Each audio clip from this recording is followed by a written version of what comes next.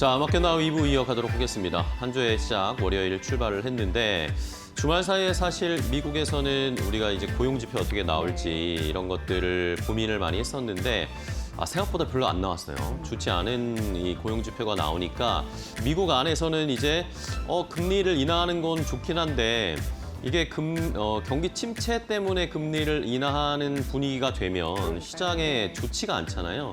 그러니까 미국에서는 약간 고민거리가 생겼습니다. 그런데 또 신기한 것은 이번 주에 월요일에 출발하는데 우리 시장 뭐 나쁘지 않게 출발했고 일본 시장 같은 경우에도 갭상승을 하면서 출발하면서 그냥 오히려 금리 인하 쪽에 조금 더 무게를 두는 건가라는 이런 판단을 하게 됩니다. 지금 일단 시장의 분위기는 이런 상황인데 이번 주에 또 미국의 CPI도 한 번 더 확인을 하면서 미국이 어떤 방향성을 나타낼지를 일단은 저희가 좀 가늠을 해봐야 되겠네요. 네.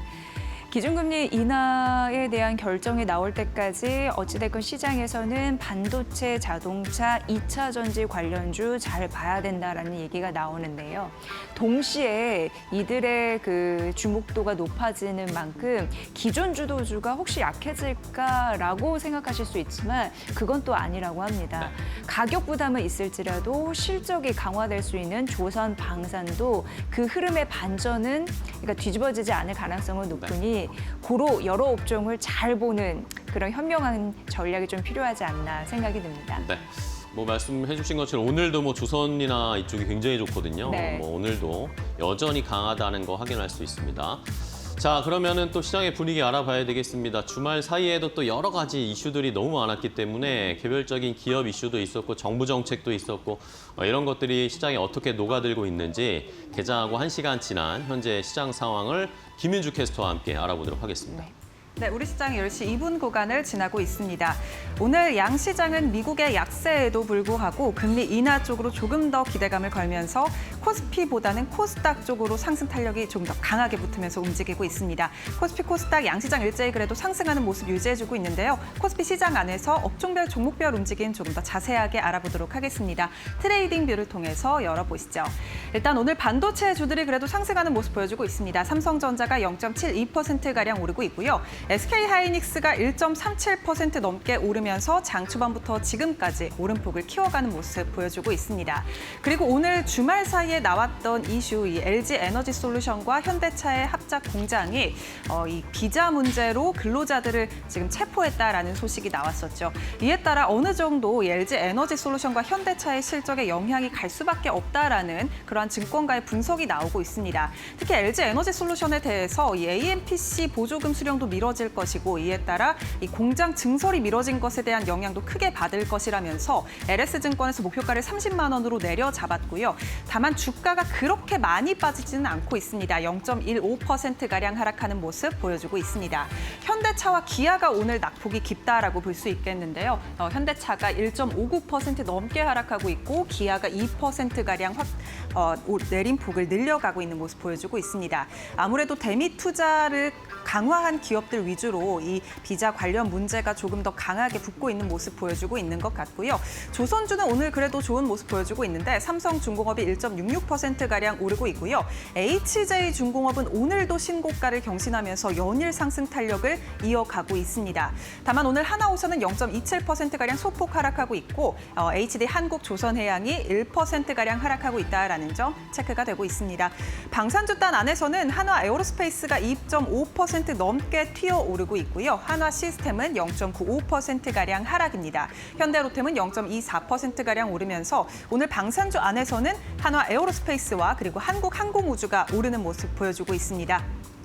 그리고 오늘 두산이 2.59%가량 오르고 있는데요. 증권가에서 긍정적인 전망을 내놨고요. 이에 따라 장 초반에는 4% 넘게 오르기도 했지만 현재 시간 기준 오름폭을 조금은 줄였습니다. 2.59%가량 오르고 있습니다. 그리고 오늘 은행주 단에서의 낙폭이 조금 깊다라고 볼 수 있겠는데 KB금융지주가 1.89%가량 오르고 있고요. 신한금융지주도 1.24%가량 오르고 있습니다. 다만 이 구윤철 경제부총리가 어제자로 대주주 양도세 기준 이달 안으로 확정을 할 것이고 이에 따라서 조금은 주주 환원책에 조금 더 영향을 긍정적으로 볼 것이다라는 조금 더 시장에 긍정적인 발언을 했으니까요. 이에 따른 흐름도 함께 체크를 해보시면 좋겠습니다. 네이버와 카카오는 오늘 상승하고 있는데요. 네이버가 보합권 내에서 움직이고 있는 가운데 카카오가 2.56%가량 강한 상승 탄력 붙고 있습니다. 그리고 이 안에서 넷마블이 5% 넘게 오르고 있는데 넷마블이 모바일 게임 뱀피르가 흥행하고 있다라는 소식에 오늘 강세 강하게 붙고 있고요. 5.76% 넘게 오르는 모습 보여주고 있습니다. 그리고 오늘 제약바이오단에서의 흐름도 좋은데 유한양행이 이 랭라자와 리브리반트의 병용요법, 이 비소세포 폐암 여기에 이제 내성이 확인이 됐다. 내성이 어느 정도 억제 효과가 크다라는 연구 결과가 나왔습니다. 이에 따라 오늘 시장에서 강한 상승 탄력 붙고 있다는 점 함께 말씀드리도록 하겠습니다. APR도 2% 넘게 오르고 있고요. CJ도 증권가에서 긍정적인 분석 내놨습니다. 올리브영에 따라서 중국인이 지금 6호로 29일부터 대규모 유입이 될 예정이죠. 이에 따라서 CJ 긍정적인 전망 내놨고요. 4% 넘게 오르고 있습니다. 코스닥 시장도 함께 열어보도록 하겠습니다. 오늘 코스닥 시장 안에서 일단 미국에서 금리 인하에 대한 기대감 거의 지금 확실시된 상황입니다. 25bp 인하에 대해서 9월 거의 99%가량 지금 인하를 할 것이다라는 전망이 나오고 있는데요. 이에 따라 국내에서도 이 제약 바이오 관련주들 전반적으로 좋은 흐름 보여주고 있는데 알테오젠이 지금 하락 전환을 한 점은 조금 부정적이고요. 0.53%가량 하락하고 있습니다. 파마리서치가 4% 넘게 튀어오르면서 오늘 클래시스도 4% 넘게 오르고 있고 휴젤도 전반적으로 1%가량 상승 탄력 붙고 있는 점, 미용 의료기기 단에서의 상승이 눈에 띈다라고 볼 수 있겠습니다. 원텍도 지금 5% 넘게 오르고 있고요. LNC 바이오도 상승세 이어가면서 오늘 전반적으로 이 미용 의료기기주들 좋은 모습 보여주고 있습니다. 다만 ABL 바이오는 1.5%가량 하락하고 있습니다. 보로노이도 1.25% 넘게 하락하면서 오늘 펩트론도 5% 넘게 빠지네요. 전반적으로 제약 바이오 안에서 흐름은 조금 차별화되고 있다라고 볼 수 있겠습니다. 그리고 반도체 소부장단의 흐름도 전반적으로 좋은데요. 리노공업이 3.79% 넘게 오르고 있고요. 원익 IPS도 3%대 강세입니다. 테크윙도 3% 넘게 튀어오르고 있고 이오테크닉스도 2%가량 오르고 있습니다. 그리고 덕산 네오룩스도 5% 넘게 오르고 있는데요. 내일 아이폰 17이 공개될 예정입니다. 관련주들 흐름도 함께 체크를 해보시죠. 그리고 엔터주들 오늘 전반적으로 좋은 흐름 보여주고 있다라는 점도 함께 체크를 해볼 수 있겠습니다. 그렇다면 지금 지수 상황은 어떻게 움직이고 있을지 조금 더 자세한 지수 바로 열어보도록 하겠습니다. 일단 코스피, 코스닥 양시장은 오늘 상승하면서 출발을 했는데 지금도 상승 탄력을 여전히 유지를 하고 있습니다. 코스피가 0.35%가량 오르면서 3,216선을 지나가고 있고요. 코스닥이 오늘 조금 더 상승세가 강하게 붙고 있는 모습 전장에 이어서 오늘도 이어지고 있습니다. 0.55%가량 오르면서 815포인트 지나가고 있습니다. 그렇다면 지금 수급 상황은 어떨까요? 매매 동향도 함께 열어보겠습니다. 먼저 코스피는 장 초반부터 지금까지 외국인과 기관의 쌍끌이 매수세가 유입되고 있습니다. 외국인이 장 초반부터 지금까지 강하게 사들이고 있는데 1,000억 원 넘게 지금 들어오고 있습니다. 기관 같은 경우도 500억가량 사들이고 있고요. 오늘 개인만이 1,700억가량 팔고 있습니다. 코스닥 시장도 열어보시죠. 오늘 코스닥 시장은 외국인의 지금 순매도가 포착되고 있는데 코스피와 외국인의 수급이 엇갈리는 모습 체크가 되고 있습니다. 코스닥 400억가량 팔고 있고요. 기관은 지금 순매수 기조를 보이고 있지만 방향성을 탐색하는 모습 보여주고 있습니다. 개인은 500억가량 사들이고 있고요. 오늘 외인의 수급 향방이 엇갈리고 있다는 점 특징적으로 볼 수 있을 것 같습니다. 그렇다면 현재 시간 투자자들은 어떤 업종과 종목에 관심을 두고 있을까요? 조금 더 자세한 상황 싱크풀을 통해서 살펴보시죠. 자, 시장의 분위기 조금 더 자세하게 싱크풀을 통해서 알아보겠습니다. 앞서 수급 보셨지만 아직 외국인 선물 매수는 들어오지 않고 있는 상황이고 이번 주에 목요일이 선물 옵션 동시만기일이기 때문에 외국인의 선물이라든지 아니면 현물 수급 포지션이 좀 바뀔 수 있는 그런 변동성이 있을 주다라는 건 미리 좀 체크를 해드리겠습니다. 자, 싱크풀 보시면 오늘도 조선이 너무나 좋습니다. 조선과 조선 기자재 업종이 오늘도 관심을 많이 받고 있고 상승 탄력도 꽤나 높게 나오고 있는데요. 마스카에 대한 힘은 여전하네요. 시장이 흔들리지 않고 있습니다. 오히려 미국 쪽에서 LG엔솔, 현대차, 합작법인 이야기 나오니까 이런 것들의 불안감에 오히려 그러면 더 믿을 수 있는 건 조선밖에 없다라는 이런 심리도 약간은 반영이 되는 것 같습니다. 이러면서 대형주, 하나오션이나 HD 현대중공업 이런 종목이 가지는 않고 있는데 대신해서 그 밑단의 중소형 조선사와 조선 기자재 업종의 종목들이 잘 갑니다. 오늘 뭐 HJ중공업 여전히 좋고요. 여기에다가 세진중공업이 오늘은 또 엄청난 10% 넘게 강한 반등세를 나타내면서 그 수혜가 이제 점점점 밑단과 중소형 조선사 그리고 조선 기자재 업종의 종목들까지 온기가 쫙 퍼지고 있는 시장의 분위기입니다. 자, 이외에도 오늘 반도체가 뭐 나쁘지 않습니다. 삼성전자 그리고 SK하이닉스가 동반해서 상승하면서 지수를 조금 버텨주고 있고 에이직 반도체 관련된 종목들 뭐 지난주에도 그랬지만 브로드컴에 대한 좋은 이야기들이 계속 나오네요. 계속 좋은 이야기가 나오면서 실적도 잘 나왔지만 또 브로드컴이 오픈 AI와 협업을 할 것이다. 근데 그 규모가 굉장히 크다. 이런 이야기가 나오면서 간밤에 미국 시장 주말 사이에 브로드컴의 주가가 굉장히 좋았습니다. 이러다 보니까 함께 우리 시장에서도 에이직 반도체 관련된 종목들이 뭐가 있지라고 하면서 시장에서 관심을 갖고 검색을 많이 하시는 것 같습니다. 자, 이외에도 금리 인하 이야기 계속 말씀드리고 있는데 미국에서 금리 인하하니까 우리도 뭐 함께 조금 좋은 영향을 받을 수 있지 않을까라는 기대 때문에 제약바이오가 지난주에도 그렇지만 이번 주에도 굉장히 좋네요. 제약바이오가 당분간은 어쨌든 금리 인하 기조 사이클에서 좋은 흐름을 나타낼 것으로 보이고 있고 그 외에도 뭐 페아마케라든지 이런 빅 이벤트, 바이오 이벤트들이 많기 때문에 여기에서 또 개별적으로 이슈들이 나오는 종목들이 지금 많이 나오고 있습니다. 제약바이오 계속 주목해 보시고요.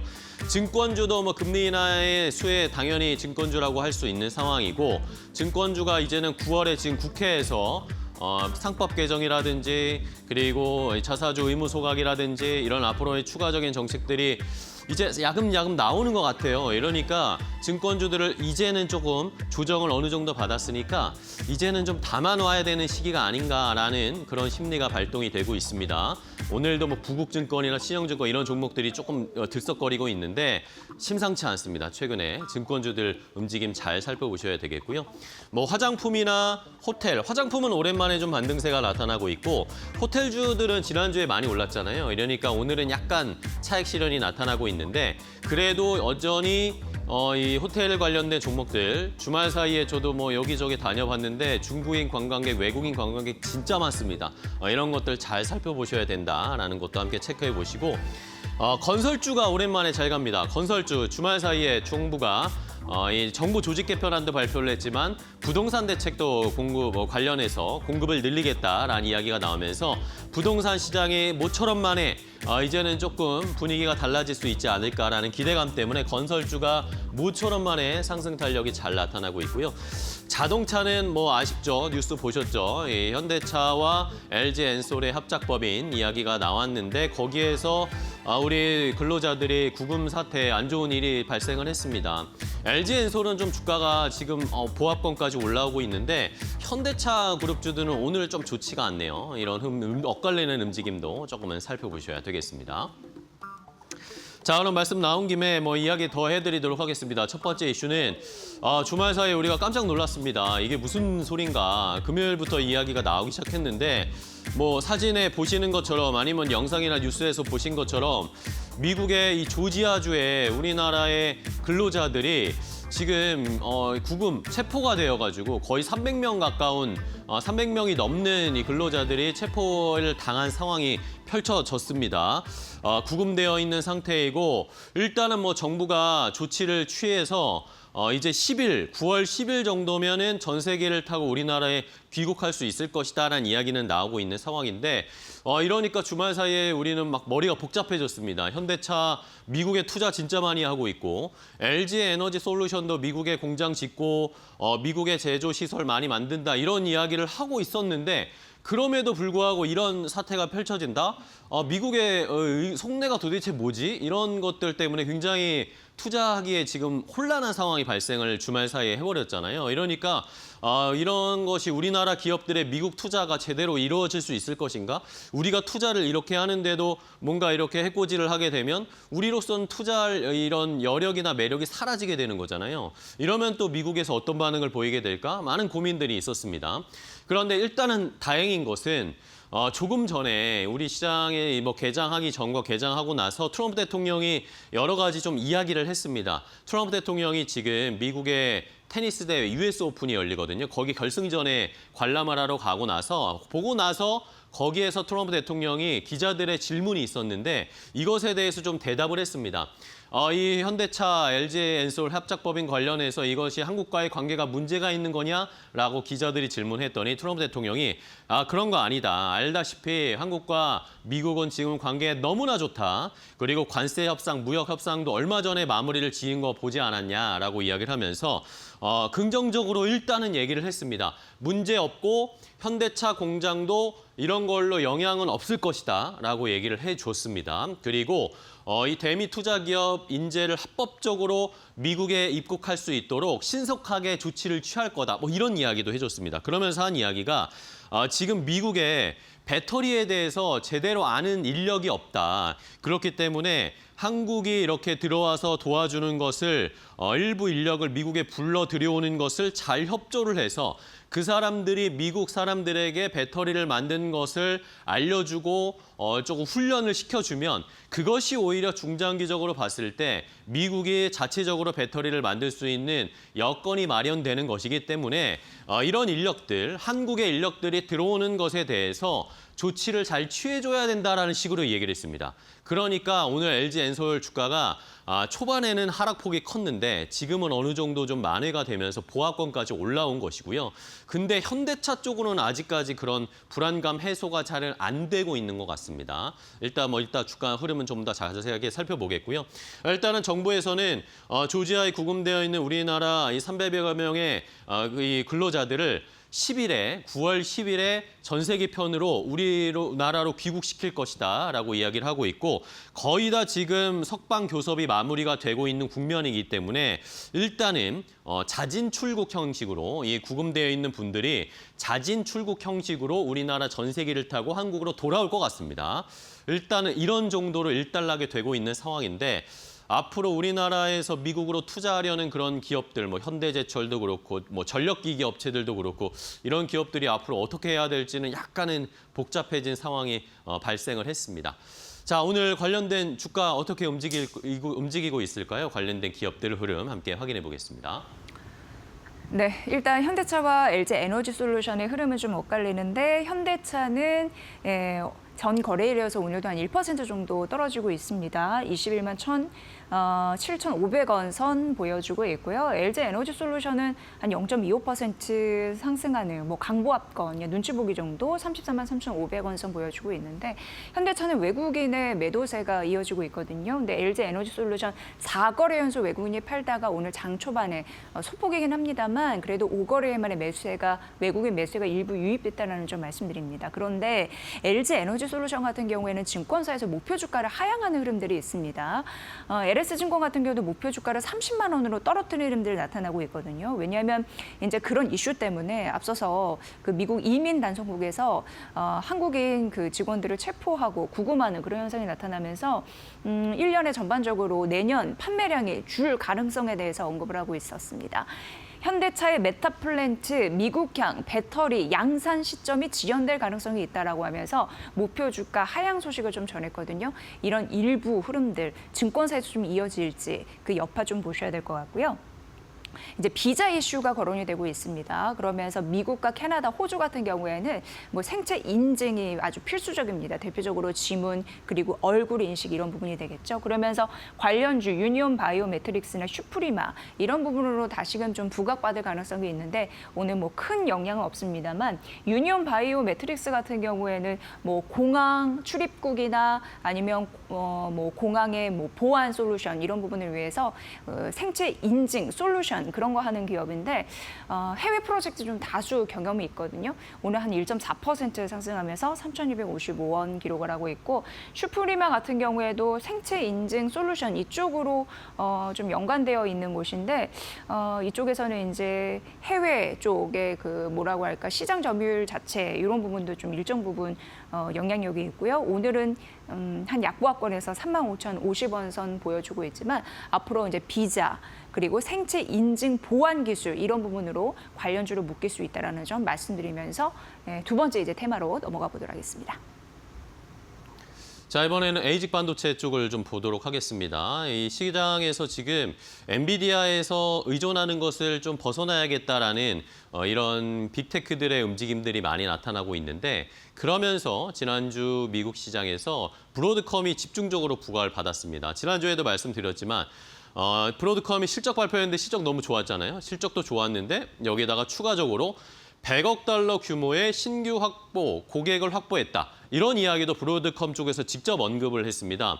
100억 달러 공급 계약을 맺었는데 지금 시장에서는 이게 누굴까? 어떤 회사일까? 막 많은 이 루머가 돌았는데 지금 일단은 가장 큰 가능성 오픈 AI일 가능성이 높다라는 그런 소식들이 막 전해지고 있습니다. 월스트리트 뉴욕에서 이런 이야기들이 워낙 많이 퍼지면서 와, 그러면은 이제 오픈 AI와 브로드컴이 함께하는 거네라고 하면서 시장은 많은 관심을 받고 있고 환호를 하면서, 그러면서 주가가 미국 시장에서 미국 시간으로 금요일에 10% 넘게 급등하면서 거래를 마감했습니다.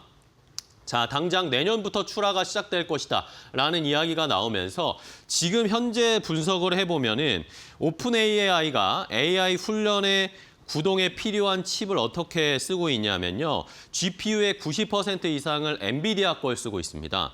근데 나머지 10%는 AMD하고 맞춤형으로 제작을 해서 나머지 10%를 충당하고 있다는 거죠. 엔비디아 90%, AMD 10% 이렇게 비율을 가져가고 있는데 이제 100억 달러 규모의 공급 계약을 브로드컴과도 하는 겁니다. 브로드컴과 더욱더 맞춤형에 집중되어 있는 게 브로드컴이니까요. 더 맞춤형 반도체로 원하는 AI 칩을 이제 엔비디아와 AMD의 그 사이를 파고 들어가는 거겠죠. 그러면 엔비디아의 비율이 축소될 것이고 AMD도 그럼 경쟁자가 생기면서 부담이 생길 것이고, 이러다 보니까 미국 시장에서 금요일에 브로드컴의 주가는 엄청 올랐지만 엔비디아와 AMD의 주가는 피해를 보면서 주가가 빠지는 그런 양상이 나타났습니다.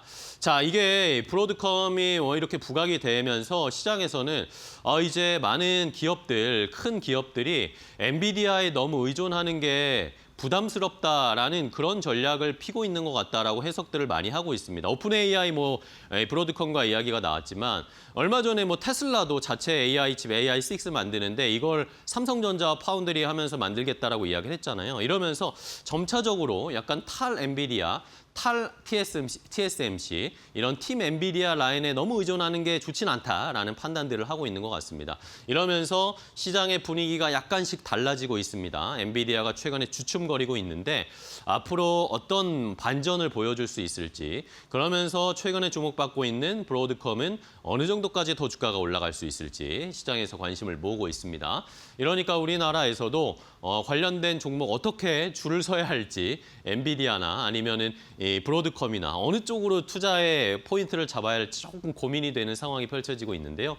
자, 오늘 시장에서는 또 관련된 종목들 어떻게 움직이는지 함께 확인을 해보시죠.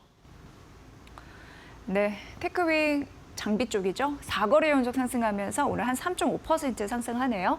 39,100원 보여주고 있고 한미 반도체도 상승 탄력 지난 거래일에 이어서 소폭이지만 함께 가져가고 있습니다. 에이징랜드 같은 경우는 에이지 맞춤형 반도체 디자인 솔루션 기업인데요. 한 3.2% 정도 상승하면서 29,950원. 여기는 그러니까 고객사가 반도체 만들어 달라고 하면 설계를 하고 TSMC로 위탁 생산을 맡깁니다. 그런 구조라는 건 파악해 보시면 될 것 같고요. 가온칩스 2.7% 상승하는데 여기도 에이징 맞춤형 반도체 디자인 하우스라고 보시면 됩니다. 가온칩스 같은 경우에는 2014년도 삼성전자와 디자인 하우스 협력을 맺기도 했고, 사실 이제 삼성전자가 테슬라와 대규모 공급 계약을 체결한 이후에 낙수 효과 받을 가능성에 대해서 언급된 부분도 있었거든요. 참고해 보시면 될 것 같습니다.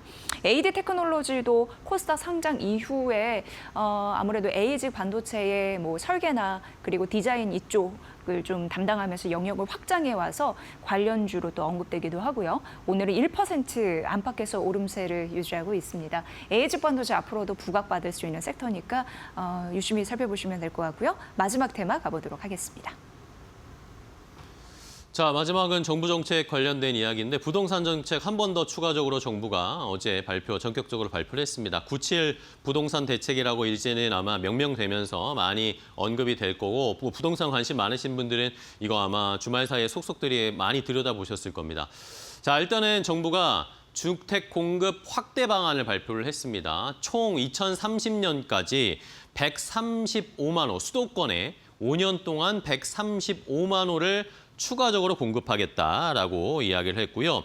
그러면 연평균으로 따지면은 한 매년 27만 호 정도 신규 주택을 착공하면서 늘려가겠다라는 계획을 세운 것인데 시장에서는 일단은 뭐 어쨌든 공급을 늘리겠다라는 이런 정책 때문에 환호를 하고 있습니다. 간만에 오랜만에 부동산 정책, 부동산 쪽에서의 어떻게 보면은 이 호재라고 할 수 있는 정책들이 나오면서 일단은 뭐 건설주나 이런 것들이 긍정적으로 반응을 하고 있는 상황이고요.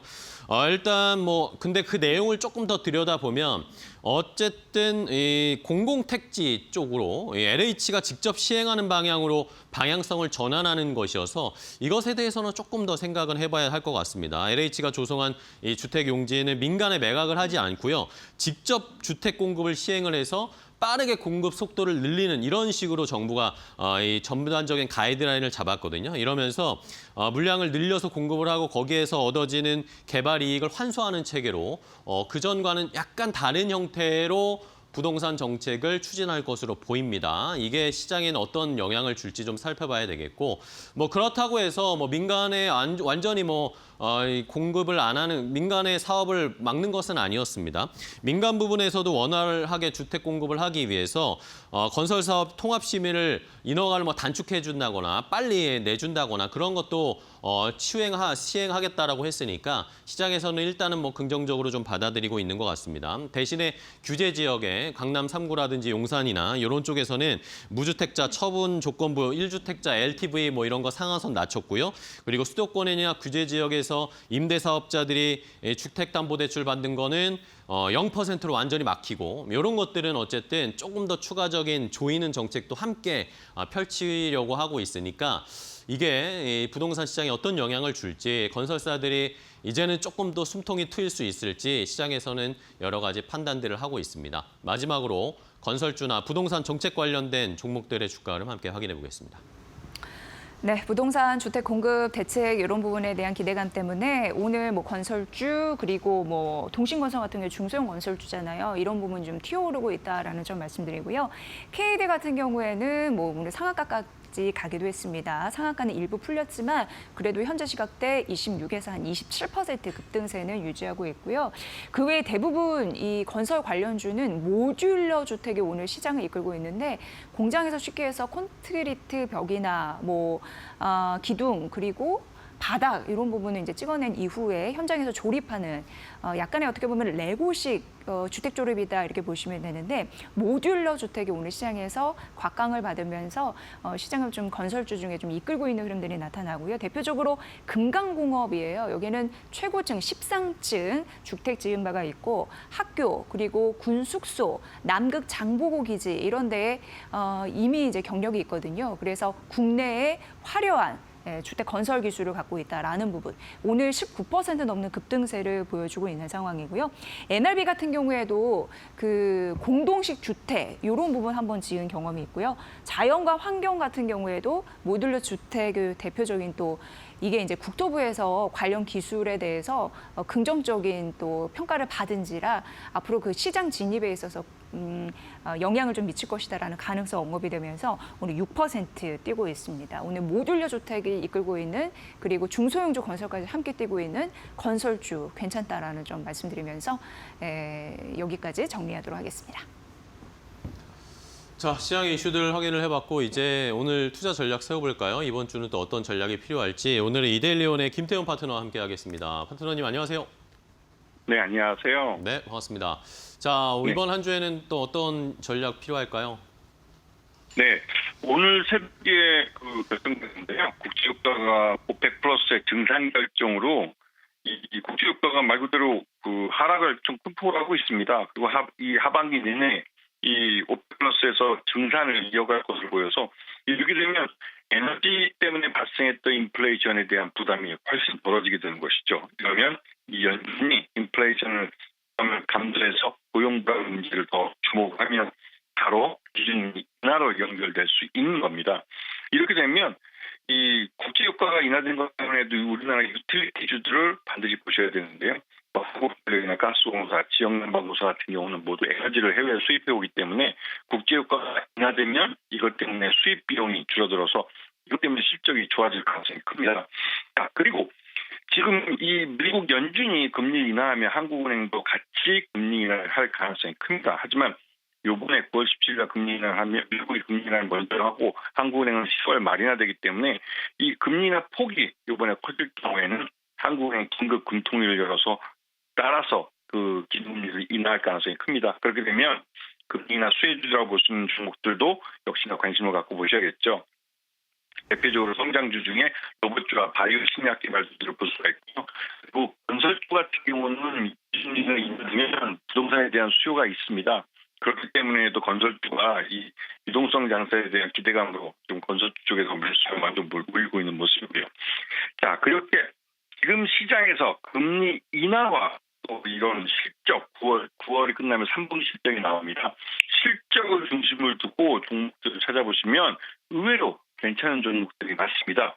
지금은 대형주도 좋지만 중소형주 중에서도 이러한 실적 좋으면서 이런 금리 인하나 이런 것에 수혜를 보는 이런 종목들을 찾아보시는 것도 좋은 기회가 될 것으로 생각이 됩니다.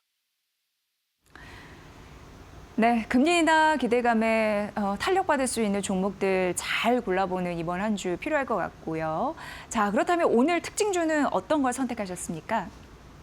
네, 전반적으로 아직은 그렇게 많이 움직이지 않았지만 기준금리를 인하할 경우 미국이 금리를 하면 한국은행이 따라가고 그렇게 되면 시장 내 유동성이 공급이 됩니다. 그 유동성 장세에서 수혜를 보는 종목은 역시나 증권주들이 가장 대중적인 종목들이죠. 그래서 증권주들이 스물스물 다시 올라오기 시작합니다. 그중에서 전국적인 소매금융망을 갖고 있는 대신증권이 예전에도 이런 기준금리를 인하하는 이런 유동성 장세에서 수익이 꽤 괜찮게 나왔고 이런 실적이 결국은 주가를 밀어올 경우가 많습니다. 그렇기 때문에 대신증권을 좀 관심을 갖고 보시는 게 좋으실 것 같습니다. 네, 알겠습니다. 증권주 최근에 좀 꿈틀거리고 있는데 저희도 잘 살펴보도록 하겠습니다. 오늘 좋은 전략 주셔서 감사하고요. 다음 시간에 또 뵙겠습니다. 파트너님 고맙습니다. 네, 고맙습니다. 네, 잘 들었습니다. 자, 시장의 분위기는 이렇게 마켓나우 브리핑으로 정리를 해봤고요. 이제 투자 아이디어 조금 더 깊이 들어가 보도록 하겠습니다. 뭐 테슬라가 지난주에 시장이 미국에서는 안 좋았는데 주가도 올랐는데 그런 내용도 분석해보고 아까 말씀드렸던 이 구금 사태 이런 거는 또 어떤 시장에 영향을 줄지도 하나씩 더 자세하게 알려드리도록 하겠습니다. 잠시 후에 뵙겠습니다.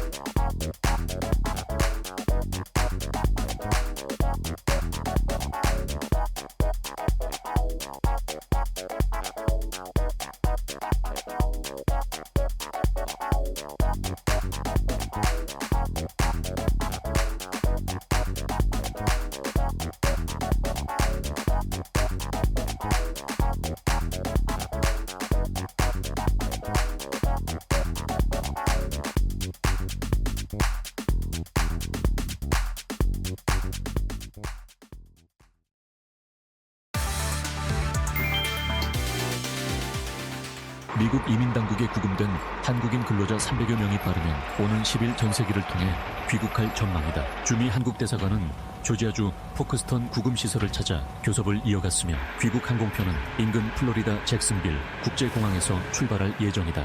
이번 단속은 지난 4일 현대차 LG에너지솔루션 합작 배터리 공장 건설 현장에서 벌어졌으며 한국인을 포함한 외국인 근로자 475명이 체포됐다. 정부는 석방 교섭이 사실상 마무리 단계에 들어갔다며 희망자부터 조속히 귀국시킬 계획이라고 밝혔다. 미국이 삼성전자와 SK 하이닉스 중국 공장에 검증된 최종 사용자 인증을 철회했다. 미국산 장비 반입 시마다 허가를 받아야 하는 불편이 생기지만 결과적으로 중국은 DDR4 같은 구형 제품에 묶이고 한국은 HBM DDR5 등 첨단 공정에 투자 집중이 불가피해졌다. 증권가는 이번 조치가 양세 악재 속 호재가 될 수 있다고 본다. 중국 투자가 사실상 멈추며 평택, 용인, 청주 등 국내 거점이 차세대 메모리 생산의 중심으로 부상하기 때문이다. 삼성은 평택 P4, P5를, 하이닉스는 청주 AM1, 5X와 용인 클러스터를 앞세워 선단 공정 확대에 속도를 내고 있다. 오히려 한국 반도체 산업에 더 유리한 판이 깔린 셈이다.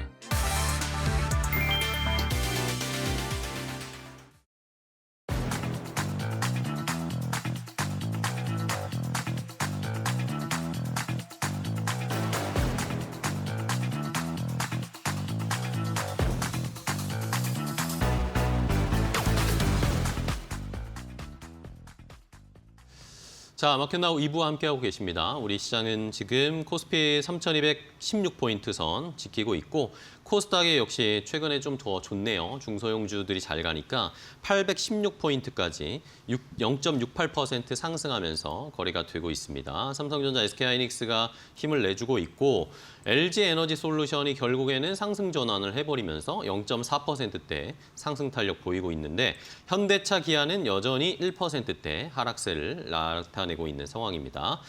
자, 중국 쪽의 출발 상황도 간단하게 좀 체크를 해볼까요? 중국의 인근의 상해 종합지수 같은 경우에는 지난 금요일에 급등하면서 거래 마감했는데 오늘은 약보합권 수준, 지난 금요일에 상승을 약간 쉬고 있고 홍콩 항생지수도 지난 금요일에 1.4% 넘게 상승 마감을 했거든요. 근데 오늘은 강보합권 수준 정도로 출발을 했습니다. 이러면서 시장 전반적으로 아시아 시장도 나쁘지는 않은 모습 보여주고 있고 일본 니케이 지수가 오히려 더 강합니다. 일본 니케이 지수는 지금 1.8%나 상승 탄력이 강하게 나타나면서 뭐 주말 사이에 또 이시바 총리가 사임한다 뭐 이런 이야기가 나왔는데 이런 게 또 시장에 이런 식으로 반응이 나오고 있는 상황이어서 앞으로 계속 추이는 지켜봐야 되겠습니다. 자, 그럼 이제 한 걸음 더 깊이 들어가서 투자 아이디어 더 얻어보도록 하겠습니다. 오늘은 두잇 블루닷 AI의 강정수 박사와 함께 이야기 나누겠습니다. 박사님 안녕하세요. 안녕하세요. 네, 반갑습니다, 박사님. 자, 주말 사이에 미국 시장도 저도 잘 들여다보고 뭐 이슈들도 너무 많았고 뉴스 많이 보셨겠지만 테슬라 이야기를 또 간만에 우리 박사님과 해봐야 되겠죠. 그렇죠. 최근에 테슬라의 주가가 심상치 않더라고요. 자꾸 미국 시장이 약간 흔들려도 야금야금 테슬라 주가가 올라가던데 뭐 어쨌든 지난주에 빅 이슈가 있었습니다. 테슬라 안에서도. 그렇죠. 뭐 아직까지 뭐 그래도 전체적으로 볼 때는 박스권에 머물고 있지만 대단히 역사적인 하나의 결정이 저는 지난주 금요일 날 이루어졌다고 보고 있습니다. 여러분들 아시는 것처럼 일론 머스크에 대한 보상 패키지가 결정이 났는데요. 그렇죠. 뭐 아시는 것처럼 계속해서 이런 보상 패키지는 이번이 3차 보상 패키지고요.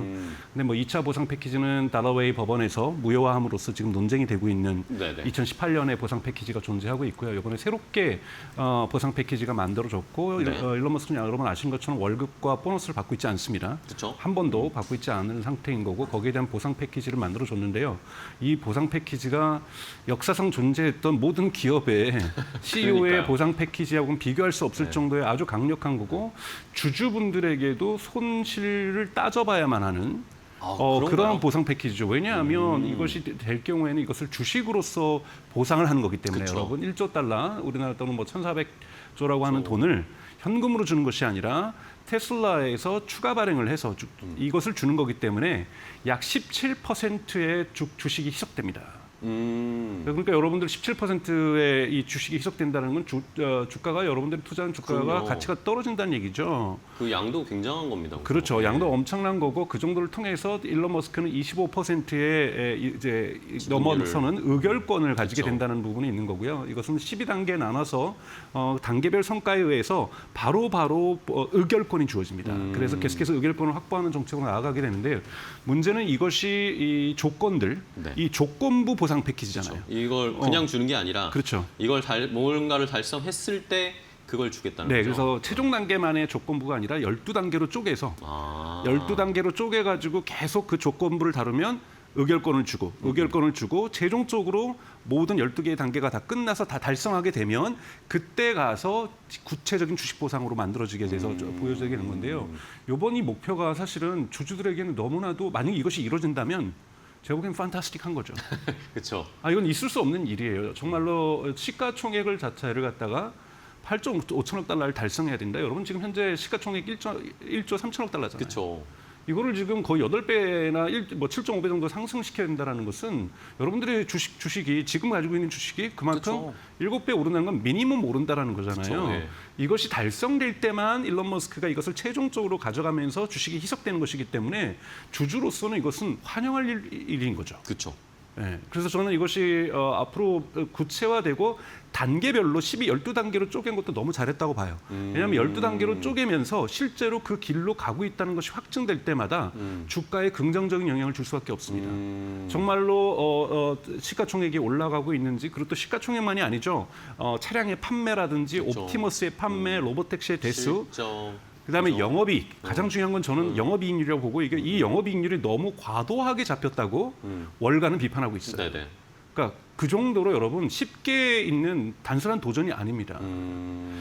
사실은 저는 이 영업이익이 가장 중요하다고 보는데 영업이익이 지금 현재 테슬라가 볼까요? 2024년 168억 정도가 달러가 나왔어요. 네네. 근데 이것을 4천억 달러로 끌어올려야 됩니다, 여러분. 네. 여러분, 그럼 말씀 나온 김에 에비타부터 좀 살펴볼까요? 네. 이 영업이익도 영업이익이었지만 에비타 기준으로 지금 그렇죠. 에비타라는 거는 제시했죠. EBITDA, 네. 즉 감가상각 이전의 영업이익을 그쵸. 얘기를 하는 겁니다. 근데 이 정도면 되게 순 영업이익하고 거의 비슷한 수준인데 네. 이것이 166억 달러였던 2024년 수준을 여러분 4천억 달러로 끌어올린다. 그러니까 비교해드리면은 지금 이 엔비디아 에비타가 네. 한 900억 달러 정도 나오잖아요. 그렇죠. 여러분 4천억 근데 달러. 그 4천억 달러 4천억 달러는 어마어마한 거고요. 네. 4천억 달러 나오면요, 저는 주가는 8조 달러 당연히 넘어섭니다. 네, 이거는 실적이요. 중간중간에 네. 만약에 1천억 달러, 2천억 달러를 달성해도 그쵸. 주가는 네. 상상을 초월하게 오를 수밖에 없는 대단히 높은 도전적인 과제를 제시했다. 그렇죠. 그렇기 때문에 주주분들은 내 주식이 17% 희석돼 손해보는 거 아니야. 이 생각은 전혀 가실 필요가 없는 것이 만약에 에비타에 4천억 달러를 달성하는 기업이 발생한다는 것 자체는 이거는 뭐 역사적인 자본주의 거죠. 역사에서 이런 기업은 존재하지 않았다라고 볼 수가 있는 그쵸. 거고 정말 거대한 목표를 이사회에서 제시하는 것이다. 물론 이것은 11월에 열리는 주주총회를 통해서 최종 확정돼야 되는 절차적인 것은 남아 있습니다만 네. 주주 입장에서 이것을 반대할 이유가 전혀 없죠. 워낙 거대한 목표이기 때문에 그렇다라는 겁니다. 네. 근데 그러면은 어쨌든 목표치를 높게 잡은 거는 좋다 이겁니다. 근데 네. 이거를 실제로 달성할 수 있느냐? 지금 자체도 지금 실적의 성장률이 떨어진다. 네. 막 이런 평가들이 나오잖아요. 월가에서는 특히 테슬라가 그래서 실제로 돈을 얼마나 버냐. 네. 이런 식의 비판들을 계속 하고 있잖아요. 네, 그런데 그러면 그쪽으로 좀 실물적인 실적 목표가 조건이 있지 않습니까? 네. 그 세 가지를 따져보면 이것이 정말 그 정도의 영업이익과 기업 가치를 상승을 가져올 것인가 이러한 천문학적 네. 수준의 그거를 따져볼 수가 있는데요. 지금 차량 판매는 총 2천만 대를 팔아라. 네. 즉 그렇죠. 10년 동안 앞으로 10년 동안 2천만 대 팔아라. 저는 2천만 대 이거는 생산 목표를 또 제시했죠. 근데 이건 좀 크게 중요하지 않다고 봐요. 왜냐하면 뭐 연간 200만 대만 팔면 되는 거잖아요. 누적 2천만 대니까요. 네. 2천만 대씩, 그러니까 200만 대씩 매년 맞는다고 해서 테슬라 주가는 크게 안 오를 겁니다. 그쵸. 이 정도는 일론 머스크가 저는 쉽게 달성할 수 있는 문제라고 저는 생각이 들고. 요거는 달성 네, 가능하다. 나머지 두 개가 엄청난 잠재력을 가지고 있는 거죠. 즉 로봇 택시를 100만 대를 운영할 것. 그리고 옵티머스를 100만 대를 판매할 것이에요. 딜리버리니까 영어로. 판매입니다. 만드는 게 옵티머스를 100만 대를 판매하고 로봇 택시를 100만 대를 운영한다. 이것이 저는 가장 실물적으로는 가장 어려운 미션이라고 볼 수가 있는 거고 그쵸. 이것을 이룬다라면 여러분 가능합니다. 자, 한번 가장 옵티머스 100만 대부터 볼까요? 옵티머스? 네, 옵티머스 100만 대를 보면 뭐 이것이 얼마 정도 팔릴지 이런 걸 떠나서 물론 테슬라는 2029년까지 매년 연간 100만 대를 생산하겠다고 얘기를 했어요. 네네. 근데 이것이 기업 가치나 주식 가치로 어떻게 전환되를 한번 보시죠. 여러분들이 만약에 팥빙수 집을 운영하는데 네. 10,000원 주고 팥빙수를 파는데 너무 잘 돼요. 그래서 프랜차이즈점도 열고 그래서 너무 잘 돼서 제가 이거 한 10억 정도의 기업 가치로 상장을 해서 1억에 예를 들자면 10% 1,000만 원의 1%로 사람들에게 주식을 판매를 해요. 이것을 우리가 여러분 뭐냐면 팥빙수의 자본화라고 얘기를 합니다. 네. 그렇잖아요. 그쵸. 그리고 커피를 자본화한 것이 스타벅스고 그렇죠. 코카콜라라는 음료를 자본하는 것이 코카콜라죠. 근데 여러분 인류 역사상 한 번도 인간의 노동을 자본한 적은 없습니다. 그렇죠. 인간의 노동을 한 번도 자본한 적이 없다라는 거예요. 그러면 이번이 휴머노이드가 왜 중요하냐면 주가에 영향을 미치는 것에 그러니까 뭐 이것이 노동을 얼마나 대체하고 생산성을 얼마나 높이는 거 이런 부분들도 대단히 큰 사회적인 의미고 네네네. 경제적인 의미가 있지만 노동이 처음으로 자본화될 때 그것의 밸류에이션, 기업 가치를 어떻게 매길지는 인류 사상 아직 기준도 없는 거고요. 네. 어느 정도로 매겨야 될지 여기에 엄청난 하입이, 그러니까 과장이 저는 붙을 거라고 저는 생각이 들고 대단히 높은 밸류에이션을 끌어올릴 거라고 저는 생각이 들어요. 그래서 옵티머스를 정말 누적 100만 대를 생산해서 판매할 수 있다는 것 자체만으로도 테슬라 주가에 대해서 일론 머스크도 이것이 80%를 차지할 거다라고 얘기를 하고 있는데 저는 100만 대만 정말 판매한다는 것만 만들어낸다라면 여러분 100만 대를 테슬라 스스로 공장에다 배치하는 것, 즉 판매가 아닌 자사가 자기용으로 만들어 파는 건 아무 의미 없습니다. 그렇죠. 네. 외부에 판매를 해야 된다는 거고 여기에 이것을 자본화한다는 얘기가 되는 거고요. 이랬을 경우에 저는 기업 가치 8.5는 갈 수 있어요. 그러니까 문제는 100만 대를 만들 수 있느냐. 정말 휴머노이드가 여러분 로봇팔이 굳이 해야 될 일을 휴머노이드 로봇이 하는 경우가 아직은 많습니다. 이번에 옵티머스 말고 보스턴 다이나믹스도 저는 진화할 거라고 보는데요. 네네. 뭐 옵티머스만 전 세계 시장을 100% 장악할 건 아니니까요. 보스턴 다이나믹스가 예를 들면 물건을 막 분류하는 걸 모습을 네네. 보여주고 사람들이 놀랬단 말이에요. 자, 그 정도의 분류는요. 그리고 또 옵티머스가 이 배터리 분류하는 거 로봇팔이 하는 게 훨씬 빠르죠. 굳이 여기에 휴머노이드가 할 필요가 없다라는 거죠. 근데 이것은 그것을 가기 위한 단계를 보여줄 뿐인 것이지 최종 목표는 로봇이 지금까지 로봇팔이 할 수 없었던 것, 네. 협동 로봇이 할 수 없었던 것, 인간만이 할 수 있었던 것을 휴머노이드 로봇이 대체한다. 만들어낼 때 그때야 비로소 노동을 자본화할 수 있는 길이 열린다라는 겁니다. 그런데 이번에 9월 달에 공개됐던 아직까지는 이것이 확정된 것이 아니지만 옵티머스 3세대가 공개가 됐지 않습니까? 네네네. 금색깔로 나오면서 영상이 나왔죠. 점점 사람 다워지고 손 모양도 뭐 그것이 장갑이든 뭐든지 간에 그런데 마네킹처럼 네, 마네킹처럼 나오는 건데 됐더라고요. 그것이 어떻게 작동할지는 아직 좀 더 지켜봐야 되는 것이지만 만약에 정말 이것이 이 자유도가 인간의 수준까지 도달해서 네네. 현대자동차로 친다라면 이거 상판 떼기 나르는 거 이거 전혀 중요하지 않아요. 네네. 여러분들 전기줄이 보통 3kg 들어갑니다. 자동차 한 대당. 자, 이거는 자동화가 거의 안 돼서 많은 부분 사람 손으로 손으로 하고 다 있다는 해야 거죠. 되죠. 휴머노이드 로봇이 그것을 할 수 있는 순간 이건 완전히 판이 바뀌는 거죠. 그렇죠. 그러면 정말로 뭐 중국에서 지금 나오는 다크 팩토리처럼 어둠의 공장, 즉 로봇에 의해서 작동되니까 밤에도 공장이 작동되는데 불을 끄고 작동하는 것이 중국의 다크 팩토리라는 거고 이것이 지커라든지 샤오미의 자동차들이 지금 그렇게 운영되고 있죠. 자, 근데 다 불이 꺼져 있는 게 아니에요. 한 3분의 2가 꺼져 있어요. 이건 3분의 2가 자동화됐다라는 거예요. 불이 켜져 있는 공간은 사람이 아직 다니는 거죠. 그렇죠. 언젠가 만약에 기가 팩토리가 정말로 다 깜깜한데. 불이 꺼져서도 작동이 되는 이것이 정말 다크 팩토리라는 거고 여기에는 정말 완전한 자동화가 이루어졌다는 거죠. 지금 궁극의 제조업의 궁극의 목적은 완전한 다크 팩토리. 이걸 향해서 나아가고 있는 거고 이러한 부분에서 저는 휴머노이드 로봇이 가질 수 있는 잠재력은 무진장 큰데 가장 근접해 있는 것 테슬라가 반드시 결승점에 먼저 도달한다는 얘기는 아니지만 네. 결승점에 가장 가까운 기업은 테슬라임은 분명하다라고 말씀을 좀 드릴 수 있습니다. 네. 그럼 결국에는 말씀해 주신 것이 뭐 지금 뭐 공장의 자동화를 추구하고 있지만 로봇팔이나 이런 것들은 그냥 사람이 하는 일의 일부를 도와주는 수준인데 만약에 말씀해 주신 것처럼 실제로 이 휴머노이드 로봇이 사람이 하는 것까지 대체하는 수준이 되면 네.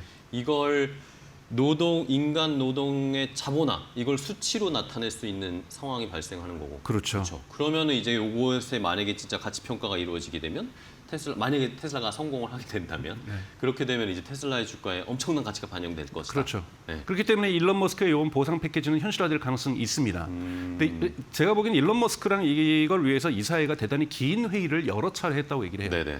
그건 뭐냐면 이것에 현실성 없는 얘기를 일론 머스크가 사인할 리는 없거든요. 그렇죠. 물론 일론 머스크가 자신감대로 모든 것이 이루어지지는 않습니다만 이건 분명한 자신감을 가지고 표현을 했고 달성 가능성에 대해서 20% 정도 되지만 한번 가보겠어. 뭐 뭐 도박도 아니고 절대 그러지 않습니다. 자신이 보기에 이거는 100%의 도달 가능성이 있는 할수 있을 것 것이고 같은데? 이것까지를 라고 자기가 생각했죠. 이루겠다라는 거고 이번에 보상 패키지 안에 여러분 2035년 되면 일론 머스크는 후계 CEO를 선정해야 되는 과제도 있어요. 그건 뭐냐면 일론 머스크가 35년까지 이걸 달성한다면 나는 테슬라를 통해서 이룰 건 다 이루는 거고 그 이후로 화성으로 가는 거겠죠. 그다음 넥스트 스텝을 가기 위해서 테슬라를 떠난다는 것이 2035년에 떠난다는 것이 이번에 사실상 명문화됐다고 볼 수가 있는 거예요. 그렇기 때문에 지금 마지막 스퍼트를 지금 테슬라가 하고 있다라는 거, 하게 된다라는 거고 앞으로 10년의 발전이 과거의 10년의 발전하고는 완전히 다른 맥락에서 진행된다라는 것을 이번에 선언적으로 했던 거기 때문에 지난주에 있었던 아직 최종 주주총회에서 결정되진 않았지만 이사회에서 제안되었고 일론 머스크가 합의한 이 조건부 보상 판매의 이 패키지는 대단히 역사적인 의미를 가지고 있다고 볼 수 있습니다. 자, 그러면은 어쨌든 이제 우리가 알던 테슬라와는 또 다른 모습으로 막 드라이브를 걸 텐데 네.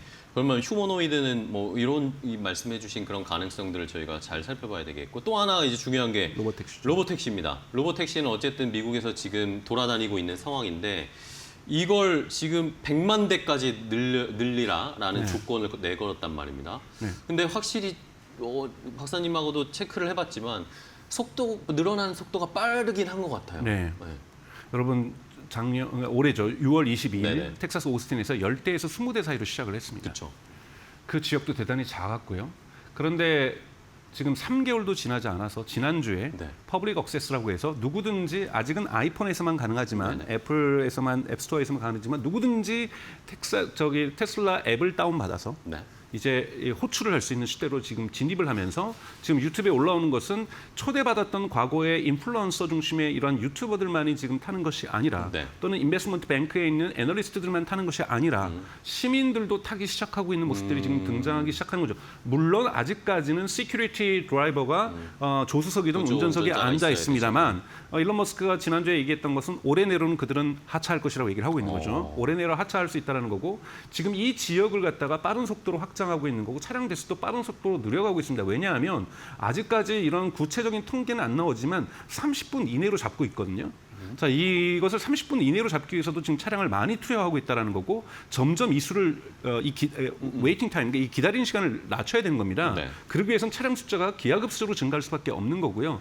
그렇기 때문에 지금 테슬라의 로보택시의 발전 속도는 대단히 예상했던 것보다 빠르다라는 거고 이러한 순조로운 흐름을 타서 가장 중요한 시큐리티 드라이버, 지금 안전 요원이 네. 하차를 하게 될 경우 올해 말에 그 이후부터는 폭발적으로 증가할 수 있습니다. 왜냐하면 안전 요원이 있기 때문에 안전 요원 다 고용이잖아요. 그렇죠. 예. 그러면은 여기에 지금 100대 돌리려면 100명의 안전 요원이 필요한 거잖아요. 그렇죠. 그리고 이거 또 뭐 시간제로 나눠서 하면 200명이 필요할 수도 있는 그렇죠. 거고요. 그렇기 때문에 사람을 이렇게 많이 고용할 수는 없는 거거든요. 그렇죠. 임시직이라 할지라도. 그렇기 때문에 안전 요원이 내리는 수점이라는 건 뭐냐면 그때부터는 기하급수적으로 폭발적으로 로보택시를 증가시킬 수 있다라는 기술적 가능성을 얘기하는 거고 그다음에 규제적인 가능성들을 얘기해 주는 거기 때문에 저는 내년 초부터 로보택시의 숫자는 빠른 속도로 증가할 거라고 보고 있습니다. 지금 뭐 보수적인 그러니까 아크 인베스트먼트의 캐시우드라든지 이런 쪽에서는 로보택시의 성장률을 뭐 연간 200% 막 이렇게 보는데요. 지금 보수적인 미국의 애널리스트들도 연간 성장률이 73% 정도로 미국 시장을 보고 있어요. 네. 그럼 거의 요번 올해 이르려면은 10만 대 달렸으면 내년에는 17만 대 달리는 거고 그렇게 올라가는 거잖아요. 네네. 이 정도면 거의 지수함수에 가까운 그렇죠. 굉장히 빠른 거죠. 대단히 큰 높은 성장률이라고 볼 수 있기 때문에 여기에서 테슬라가 시장 점유율 50%만 가져가도 저는 100만 대는 달아낼 수 있을 거라고 봅니다. 근데 여러분 100만 대가 매년 그리고 더 좁게는 매달 벌어들이는 돈을 생각하셔야 되는 거죠. 그렇죠. 벌어들이는 돈을 생각하시면 이것이 AI가 만들어내는 명확하게 대규모 매출이 발생한다는 거고 여기에서부터 테슬라의 주가 또한 상승할 수 있는. 그러니까 언제부터 주가가 본격적으로 상승하느냐 이거는 저희는 알 수 없지만 가장 중요한 모멘텀은 현재로서 모멘텀은 안전 요원이 내리는 것.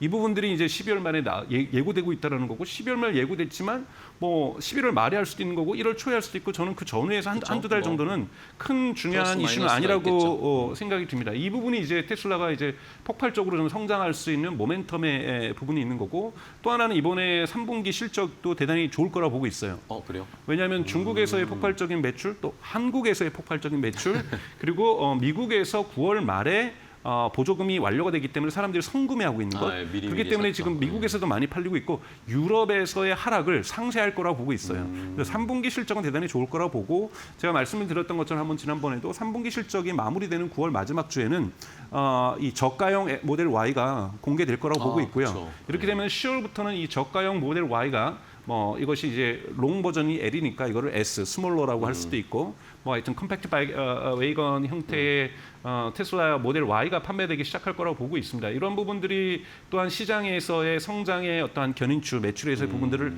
만들어 나가게 될 거고요. 그리고 아마 11월 올해가 가기 전에 본격적으로 내년부터 대량 양산되게 될 옵티머스 3세대 버전의 모델이 이번에도 티저 형식으로 공개가 됐지만 네네. 공식적으로 공개가 될 거라 보고 있어요. 그것이 10월이 될지 11월이 될지 12월이 될지는 알 수 없지만 공개적으로 공식이 선언되면서 생산 공정에 들어갈 거라 보고 있거든요. 네. 이때 올 수 있는 시장의 충격도 저는 대단히 크지 않을까 이렇게 보고 있습니다. 네.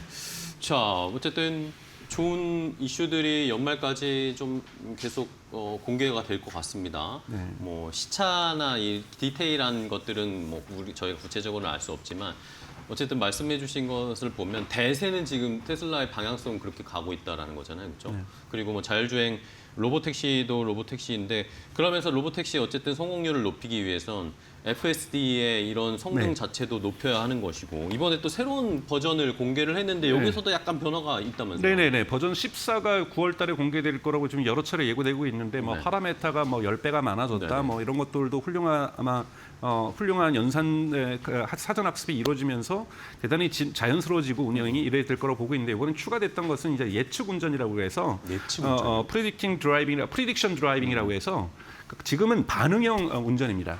내가 빨간불을 봤을 때 파란불을 봤을 때 앞에 갑자기 차가 튀어나왔을 때 이 차와의 거리를 생각하고 갑자기 오른쪽에서 이 자전거가 발견되었을 때 튀어나오고. 여기에서 내가 어떻게 해야 될지에 대해서 상황을 인지했을 때 내가 리액티브하게 그러니까 이 반응형적으로 지금 빠르게 반응을 운전을 어떻게 하는지. 하는 것이 지금 중심이었다라면 지금까지 내가 이 도로를 수십 번 다녔는데 이 도로에 아침 7시 30분에는 이러한 패턴들이 있다는 걸 기억하게 되면 여기에 대해서는 분명히 이 차량이 길이 좁아지면서 갑자기 갑툭튀로 튀어나와서 끼어들고 하는 차량이 반드시 발생한다. 이런 경향을 내가 경험을 했다라고 하면 그걸 이것까지도 예측하게 되는 거죠. 즉 고속도로를 빠져나가는 길이라든지 교차로라든지 또는 이 빠져나가는 길들에서 끼어들기 과정들이라든지 이 시간대는 학교에 출근하는 등교하는 학생들이 많아서 자전거 등교생들이 많은 시간대다.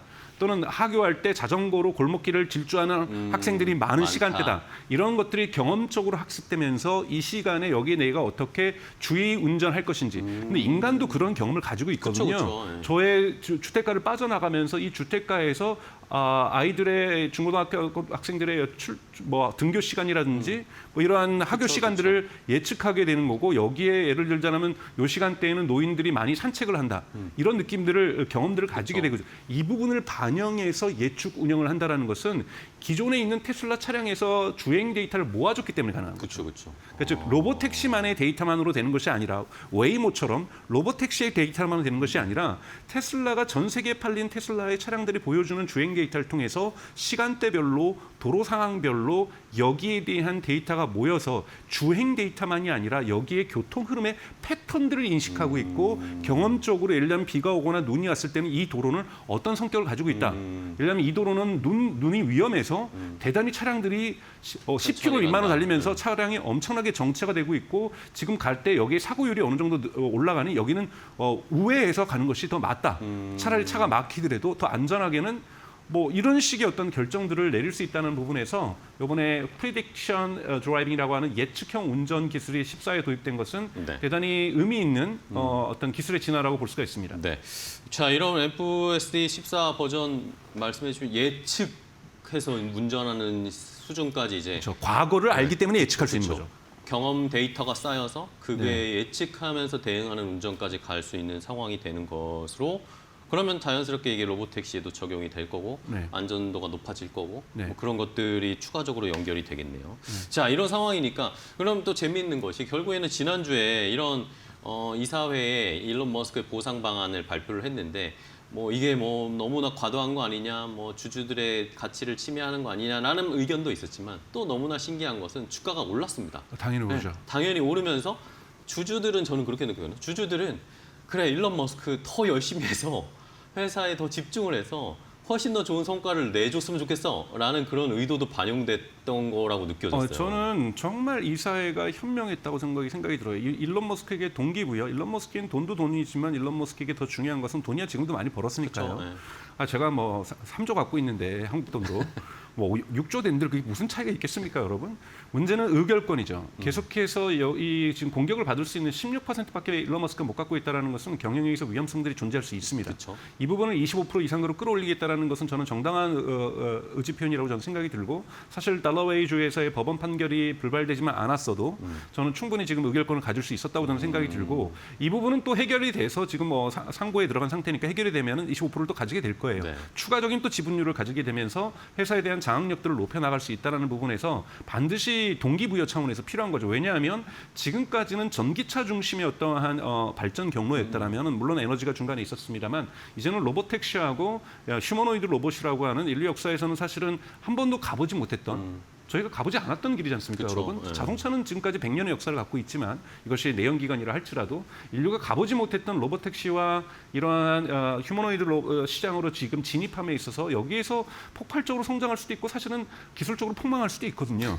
네. 여기에 대해서 CEO가 열쇠를 잡고 키를 잡고 기업을 어떻게 잘 자신뿐만이 아니라 기업의 전 사원들에게 전 엔지니어들에게 동기부여를 하면서 끌어나갈 수 있는 것은 매우 중요하다고 볼 수 있고 여기에서 이거를 12단계로 나눠서 네. 단계별 조건부를 만들어내면서 계속해서 동기부여를 앞으로 10년 동안 이렇게 만들어놨다라는 것은 그러니까 투자자들이 막 그런 얘기 했잖아요. 자꾸 정치권에 있으니까 일주일에 몇 시간은 회사에 있게 만들어라. 의무 조항을 만들어라. 그쵸. 그런 건 여러분 동기부여가 안 되는 사람이죠. 네. 오히려 이런 식의 어떠한 성과 중심의 성과 조건부에 대한 보상안이 사실은 이 CEO를 여기다 묶어놓을 수 있는 거죠. 그렇죠. 이런 부분에서 저는 아주 절묘했고 앞으로 10년 동안 일론 머스크가 정치적으로 잠깐 외도를 하거나 어쩔 수 없이 뭐 규제 때문에 왔다 갔다 하더라도 이 보상 목표가 대단히 예를 들자면 한 8년 놀다가 막판 2년 열심히 한다고 되는 게 아니에요. 그러니까 12년계로 6개월 단위로 지금 쪼개놓은 거거든요. 6개월하고 어떤 건 1년 단위, 그러니까 이런 것들이 섞여 있는데요. 이렇기 때문에 그 조건들을 그때마다 하나씩 벽돌 깨기처럼 깨줘야 된다는 거예요. 그렇기 때문에 대단히 포커스, 그러니까 집중해서 이 커미트먼트 하면서 즉 이 헌신하면서 네. 일을 할 때만 이룰 수 있는 성과라는 부분에서 저는 이 사회 이번에 조건부 보상안은 정말 현명한 조치였다고 저는 생각하고 있습니다. 아주 좋은 당근이라고 생각합니다. 네, 이것이 당연하게 주가에 긍정적으로 이기는 거고 월가가 지금 의심하는 것은 네. 이 조건부 보상안이 나쁘다가 아니라 특히 아까 말했던 감가상각 영업이익, 감가상각 그러니까. 이전 영업이익 4천억 달러가 너무 과하다라는 거예요. 그걸 어떻게 이루냐라는 거예요. 네. 지금 어떤 인류 역사의 기업들도 현존하는 기업들도 연간 4천억 달러에 그쵸. 영업이익을 내고 있지 못하거든요. 그렇게 만드는 기업을 만들려는 건 너무 과한 목표다. 이루어질 수 없는 거 아니냐. 전체가 좀 문제 있는 거 아니냐. 이런 식의 문제가 있을 정도로 대단히 낮은 수준의 성과급이 아니라는 겁니다. 네, 알겠습니다. 자, 결국에는 테슬라 주주분들 뭐 다들 아시겠지만 일론 머스크가 공장에서 숙식하고 매일 야근하고 이런 걸 좋아하십니다. 그렇죠? 주주들은 일론 머스크가 거기에 집중하는 걸 좋아하는데 어쨌든 그런 당근이 그런 상황이 펼쳐질 수 있는 당근이 던져졌다라고 우리는 판단을 하고 있는 거죠. 그러니까 투자자분들도 아마 지난주에 테슬라에 매수가 들어갔던 것 같습니다. 이러면서 주가가 오른 것 같은데 뭐 최근에 뭐 이거는 뭐 여담이지만 트럼프 대통령하고도 최근에 약간씩 뭐 관계들이 개선되고 있는 것 같고 뭐 이런 것까지 본다면 테슬라 하반기에 뭐 좋은 기대들도 조금씩 해보면 좋을 것 같습니다. 오늘 강정수 박사님과 함께 테슬라 자세하게 분석을 해봤는데요. 오늘 좋은 인사이트 주셔서 감사하고요. 박사님 다음 시간에 또 뵙겠습니다. 네. 고생 많으셨어요. 고맙습니다.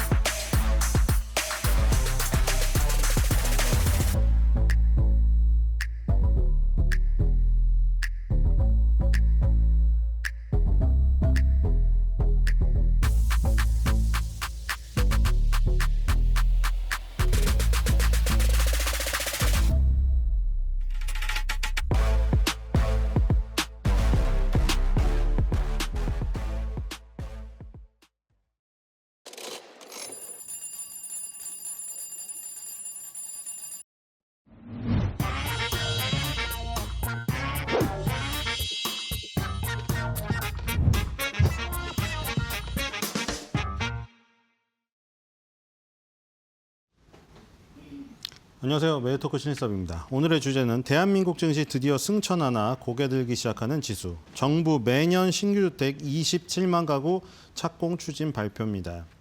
자, 코스피 지수 3,200, 코스닥 810선 안착에 성공했고요.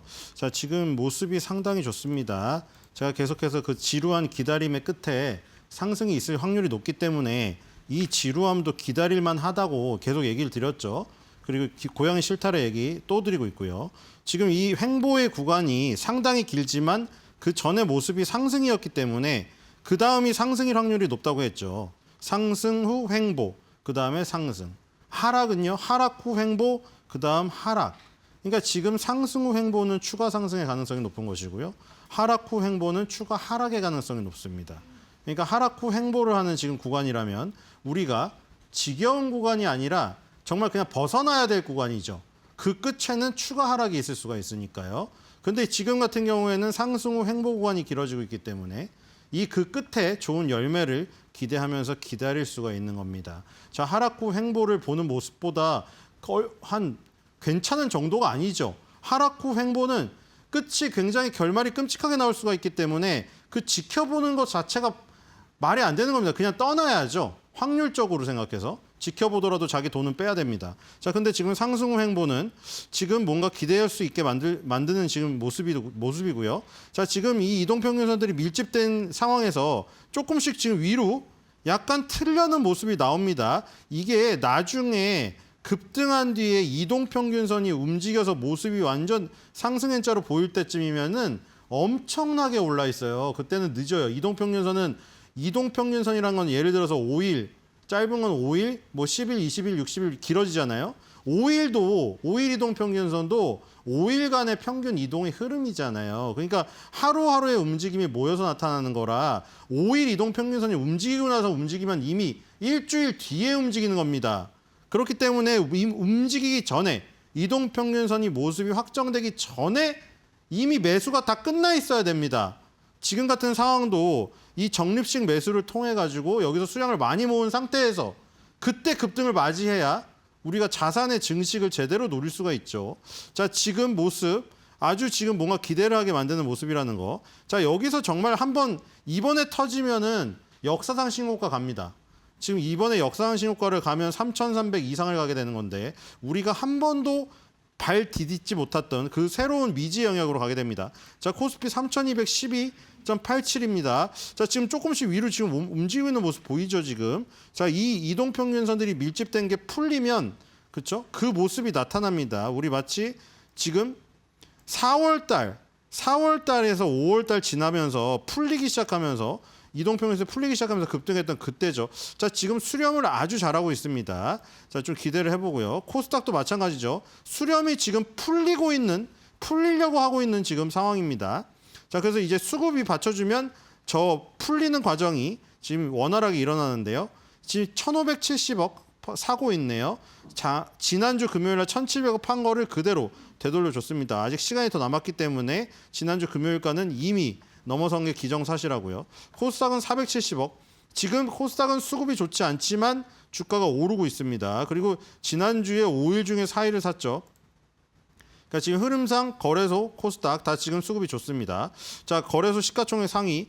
자, 하나에어로스페이스 93만 9천 원이네요. 자, 이거 하나에어로스페이스가 만약 우리나라 주가 지수가 신고가를 가면 하나에어로스페이스는 100만 원을 가겠죠. 자, 지금 5위 자리를 굳건히 하고 있는데 삼성전자 우선주랑 지금 차이가 벌어지고 있습니다. 자, 삼성전자 우선주는 오히려 지금 7위의 HD 현대중공업의 추격을 지금 허용하고 있네요. 자, 이렇게 되면 하나에어로스페이스랑 HD 현대중공업 우리 지금 이 씬에서 가장 2024년, 2025년을 지나오면서 가장 큰 이 지금 가장 강력한 섹터인 방산과 조선이 5위와 6위에 붙을 가능성이 있네요. 그렇죠? 지금 원자력은 두산에너빌티는 12위로 조금 많은 격차가 있죠. 방산이랑 조선이 굉장히 강력합니다. 원래 방산이 먼저 터졌고 조선이 지금 트럼프 정권 들어서고 나서 급등을 하면서 7위 자리까지 올라왔죠. 자, 3,300 이상 시대에서도 한화에어로스페이스와 H현대중업이 이끄는 이 방산과 조선의 활약, 얘네가 지금 계속해서 주도할 확률이 높습니다.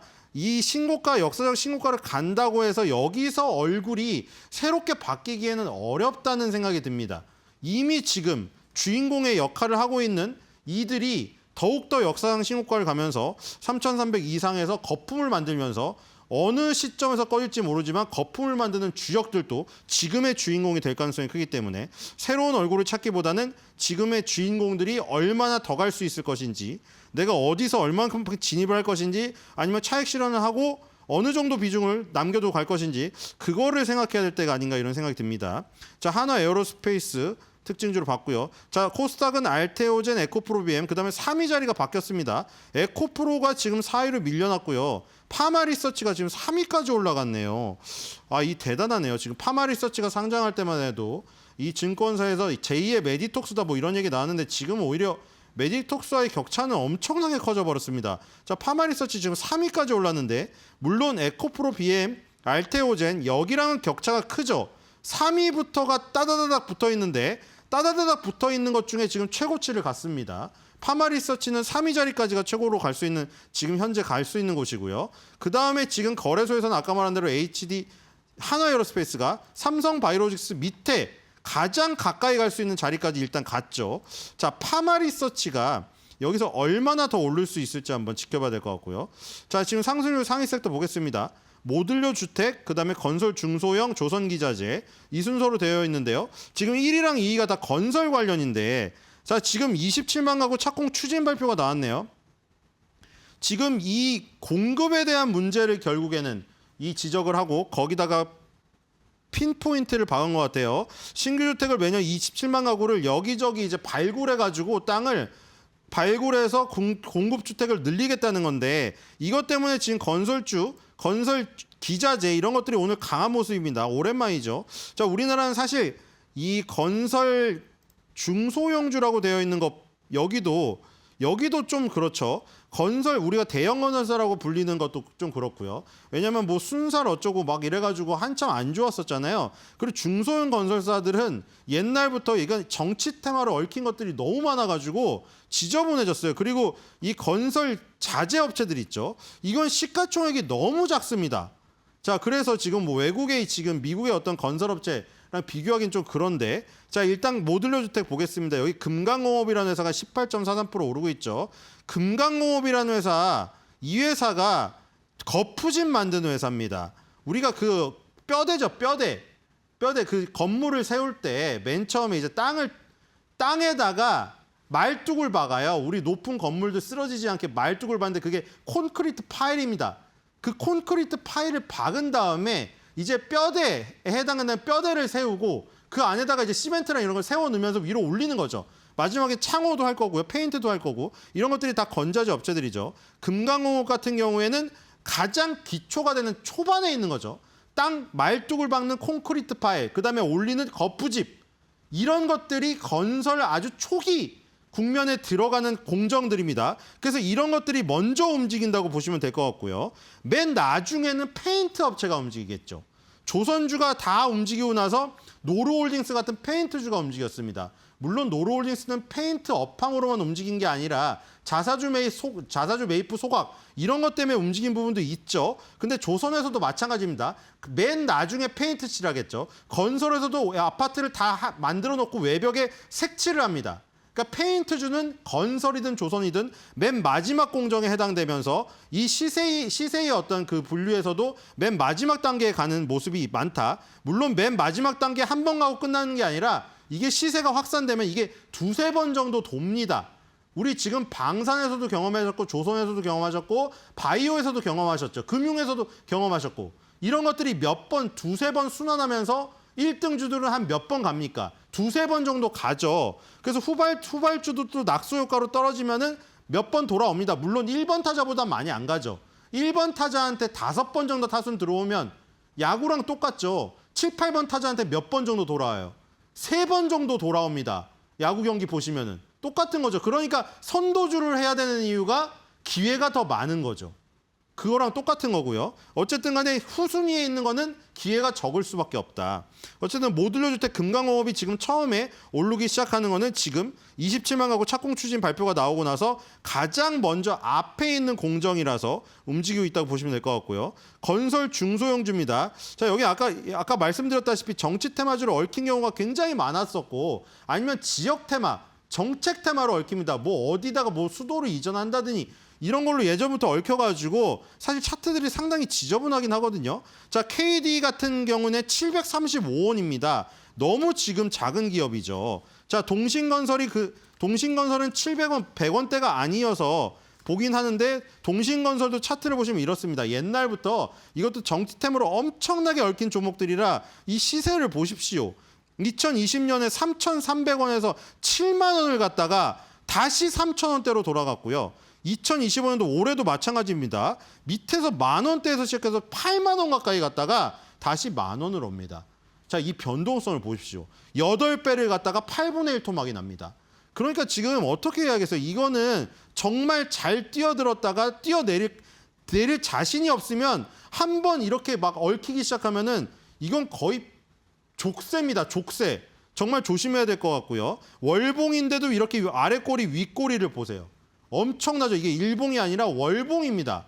월봉의 아래 꼬리, 위 꼬리가 이렇게 길어요. 그러니까 이렇게 긴 이른바 침이 이렇게 길게 달린 것들은 변동성이 너무나 심각하기 때문에 이거를 감당하기라는 쉽지 않을 거라는 거 좀 눈여겨보시면서 하셔야 될 것 같고요. 그러니까 당연히 뭐 GS건설이나 대우건설 같은 큰 대형사를 하는 게 좋은데 자, 정부 부동산 대책 발표에 건설주 강세라고 나오죠. 근데 또 시세가 저런 중소형주들이 상한가를 가고 막 이러기 때문에 대우건설이나 GX건설 재미없어서 또 안 하시죠. 그게 또 문제긴 합니다. 자, 세 번째는 조선기자재인데 오늘도 조선기자재가 엄청나게 강합니다. 아까 HD 현대중공업은 마이너스였죠. 조선주에서 시가총액이 가장 큰 조선 완성품주는 마이너스지만 오늘도 밑에서 조선기자재들은 아주 날아가고 있습니다.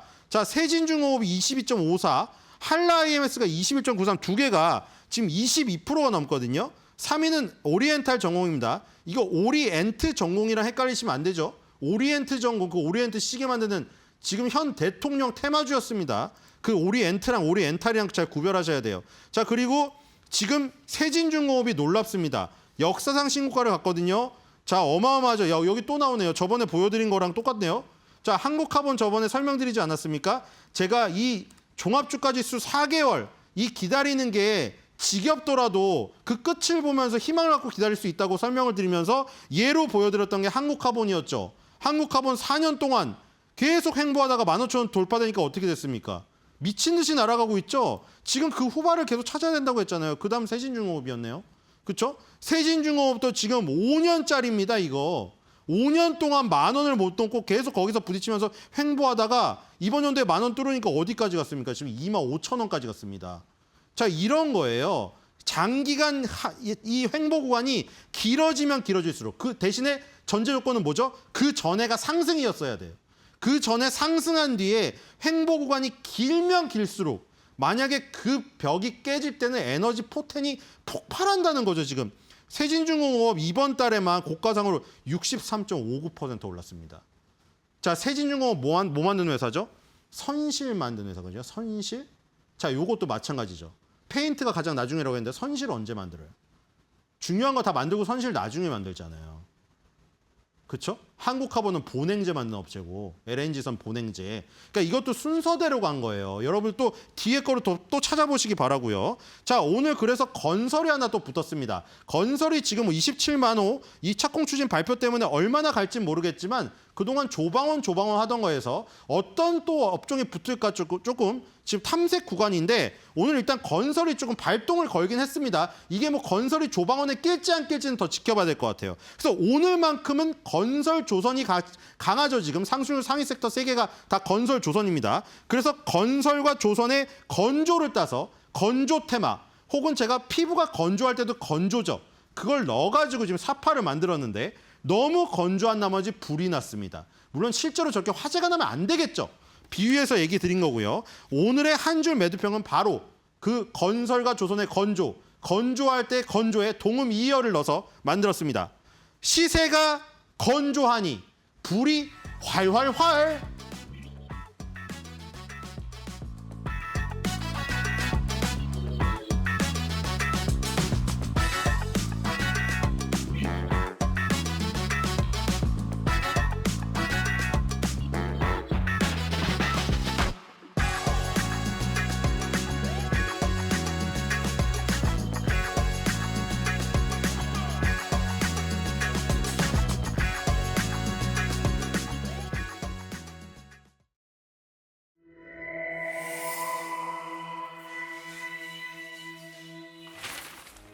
경제의 흐름을 켜는 스위치 온 앤 오프. 오늘은 페코노미 스위치를 켜보겠습니다. 지금 페코노미 스위치는 온. 2025년 한국은 아이보다 반려동물에 더 많이 쓰는 나라가 됐습니다. 출산율은 세계 최저 수준에 머물러 있지만 반려동물 산업은 거침없이 성장하고 있죠. 분유 대신 사료, 학원비 대신 미용비, 가계 지출의 무게가 옮겨갔습니다. 이 흐름, 한국 사회가 바뀌고 있다는 신호일까요? 세 가지 핵심 키워드로 짚어보겠습니다. 첫 번째, 소비의 전환. 예전에는 가족의 기본 단위가 아이였습니다. 분유, 학원비, 의료비가 가계 지출의 중심이었죠. 하지만 지금은 펫패밀리라는 말에 걸맞게 강아지와 고양이가 자녀의 자리를 대신하고 산책, 미용, 훈련 같은 일상적 소비가 생활비로 자리 잡았는데요. 특히 2030 세대의 경우 아이 대신 반려동물이 삶의 만족을 높여준다는 응답이 절반을 넘겼다는 조사도 있습니다. 즉, 반려동물은 단순한 애완이 아니라 가족의 빈자리를 메우는 존재가 된 겁니다. 두 번째, 산업의 확장.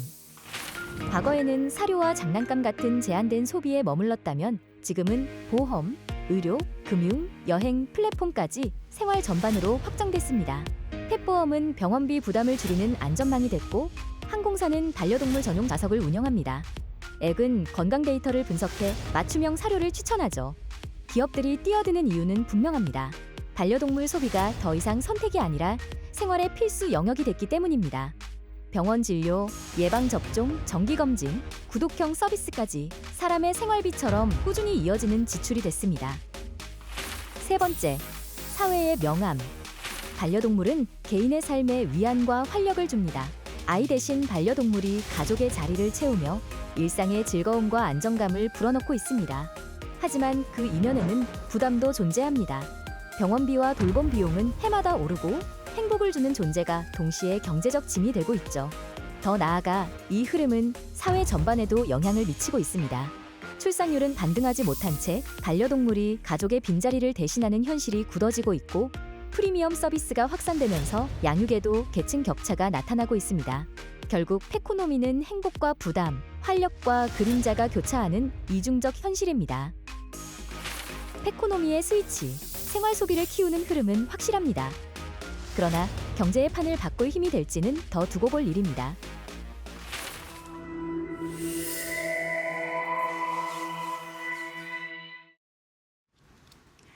오늘 국내 증시는 미국에서의 9월 금리 인하 기대에 힘입어서 상승하고 있습니다. 특히 장 초반보다 상승폭을 키우기도 했는데 주말 새 나온 국내적인 정책적인 이슈 그리고 미국 공장에 대한 이슈를 소화하면서 상승분을 키웠습니다. 양 지수 상황 함께 열어보겠습니다. 오늘 코스피 코스닥 일제히 상승 중입니다. 코스피가 장 초반에 비해서 장중에 오름폭을 올리기도 했었는데 현재 시간 기준으로는 다시금 내려놨고요. 0.1%가량 소폭 오르면서 3,209선 지나가고 있습니다. 3,210선을 지금은 내려놨습니다. 코스닥은 0.52% 넘게 오르면서 오늘 코스피보다 코스닥 쪽으로 상승세가 강하게 나오고 있고 815선 지나가고 있습니다. 코스피 200도 0.16%가량 오르고 있습니다. 433포인트 지나갑니다. 수급 상황도 함께 열어보시죠. 오늘 코스피가 외국인과 기관의 순매수가 이어지고 있습니다. 장 초반부터 외인이 1,000억 원 넘게 사들이고 있다라는 점은 긍정적이고요. 기관도 400억가량 사들이고 있습니다. 개인의 매도세가 거셉니다. 약 1,800억가량 지금 팔고 있는데 이 개인의 매도세가 출회됨에 따라서 지수가 함께 조금은 밀리고 있다라는 점 체크되고 있습니다. 코스닥 매매 동향도 함께 열어보시죠. 오늘 코스닥은 외국인의 순매도가 이어지고 있습니다. 500억가량 팔고 있고요. 개인과 기관의 매수세 들어오고 있는 가운데 개인이 400억가량, 기관은 100억 넘게 사들이고 있습니다.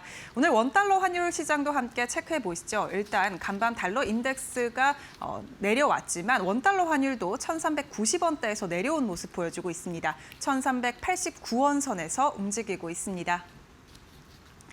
네, 오늘 이렇게 시장 상황 간단하게 짚어봤는데요. 오늘 투자 뉴스로 바로 이어가 보시죠.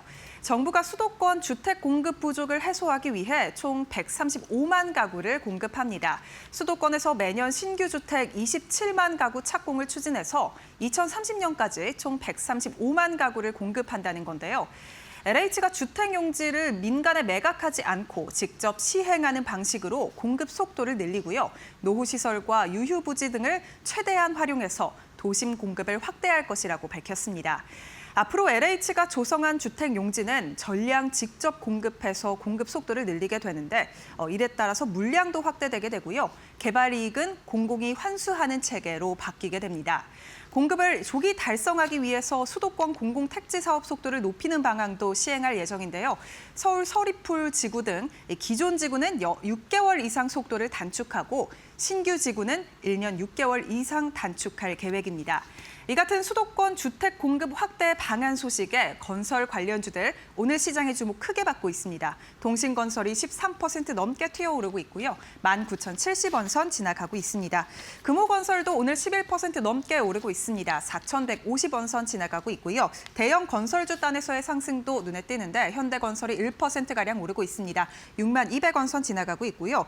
오늘 시멘트 관련주들도 좋습니다. 한일시멘트가 3% 넘게 오르면서 21,150원 선 지나가고 있습니다. 바이넥스가 글로벌 제약기업과 208억 원 규모의 바이오 의약품 제조 공급 계약을 체결했습니다. 이는 회사 작년 매출액의 약 16%에 해당하고 CDMO 매출의 45%가량에 달하는 대형 계약인데요.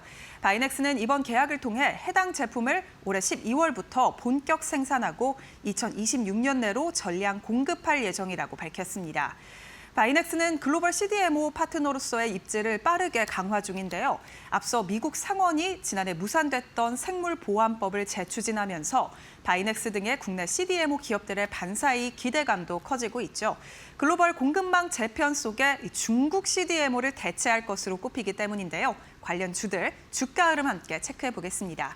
일단 바이넥스가 현재 3.18%가량 오르고 있습니다. 18,200원 선 지나가고 있고요. 한올 바이오파마도 4.69%가량 오르면서 33,450원 선 지나가고 있습니다. 삼성 바이오로직스 주가는 지금 하락 전환이 됐습니다. 0.1%가량 하락하면서 장중의 오름폭을 모두 반납한 모습 보여주고 있습니다. 미국 정부가 대규모 불법 체류자 단속 과정에서 LG에너지솔루션과 현대차 합작 공장의 직원 475명을 구금했다라는 소식이 주말 사이 나왔죠. 이는 미국 국토안보 수사국 역사상 단일 현장 기준 최대 규모입니다. 이에 따라 LG에너지솔루션 그리고 현대차 등의 미국 내 제조 공장 투자를 진행한 기업들의 주가가 오늘 쉬어가고 있는데요. LS증권은 LG에너지솔루션에 대해서 내년 실적이 이번 공장 공사 중단의 여파로 영향을 받을 것이라면서 목표 주가를 30만 2천 원에서 30만 원으로 하향 조정했습니다. 현대차와 LG에너지솔루션의 합작 공장은 북미 판매량을 다각화할 수 있는 큰 수단이고 또 본래 올해 연말에 완공돼서 내년에 초에 양산이 예정되었지만 이번 사태로 공사 차질이 불가피해졌다는 이유인데요.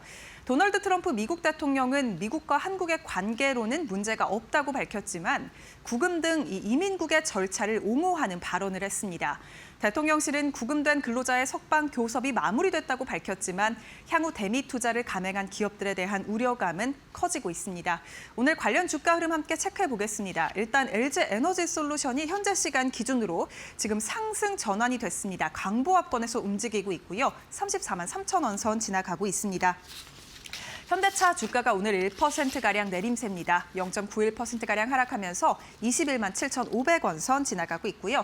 기아 주가도 함께 체크해 보시죠. 1.5% 넘게 하락하고 있습니다. 10만 5천 원 선 지나갑니다. 앞서 한국은 한미 간 정상회담 과정에서 3,500억 달러 규모의 대미 투자 계획을 밝힌 바 있습니다. 이에 따라 현대차 등의 주요 기업들은 미국 내 생산 규모를 늘리고 있는 상황인데요. 다만 이번 미국의 불법 체류자 단속 사태로 인해서 미국 내 공장을 짓는 기업들에 대한 우려는 커진 상황입니다. 이에 대한 시장의 대응 방안까지 저희와 함께 알아보시죠. 네, 주말 사이 너무 큰 사건들이 터져서요. 저는 주말 내내 빨리 이분을 뵙고 전반적인 분위기와 사태 파악 그리고 경제에 미치는 영향을 진단해야겠다라는 생각이 들던데요. 박시동 경제평론가님 모셨습니다. 어서 오세요. 안녕하세요. 네, 저는 사실 살면서 한국인 직원들이 이렇게 속수무책에 당하는 거, 손발이 쇠사슬을 네. 묶이고 그것도 대량 집단으로 네. 이런 것도 처음 보는 것 같아요. 네. 어떻게 보셨습니까? 맞습니다. 네. 사실은 이제 우리 국민들이 그 장면을 보면서 많이들 좀 충격을 받으셨을 네, 것 같아요. 네. 우리가 예를 들어서 뭐 그 소위 말하는 이제 아주 극도로 비난 나라나 후진국에서 미국을 들어가기 위해서 예를 들어서 이제 그야말로 불법 체류를 해서 네. 뭐 잡혀가는 모습들이나 이런 걸 많이 봤는데 선진국인 우리나라에서 네. 더군다나 미국과 한미 다양한 이 경제 협력 그 큰 그라운드 안에서 열심히 일하고자 갔던 우리의 노동자들이 그런 대우를 받는다는 것에 대해서 상당히 충격이 있었고요. 작전의 내용이 거의 군사 작전을 방불케 했다라는 네. 측면에서도 헬기 정신적으로 뜨고 무슨. 예 그렇습니다. 헬기, 장갑차가 예. 나섰고요. 이민 단속국도 나섰고 마약청도 나섰고요. 여러 기관들이 동시다발적으로 군사 작전하듯이 나간 걸로 봐서는 사전 준비도 굉장히 오래됐었고요. 예, 좀 치밀하게 네. 사실은 작전이 군사 작전 치르듯이 단속 작전이 이루어진 거다 이렇게 볼 수가 있겠습니다.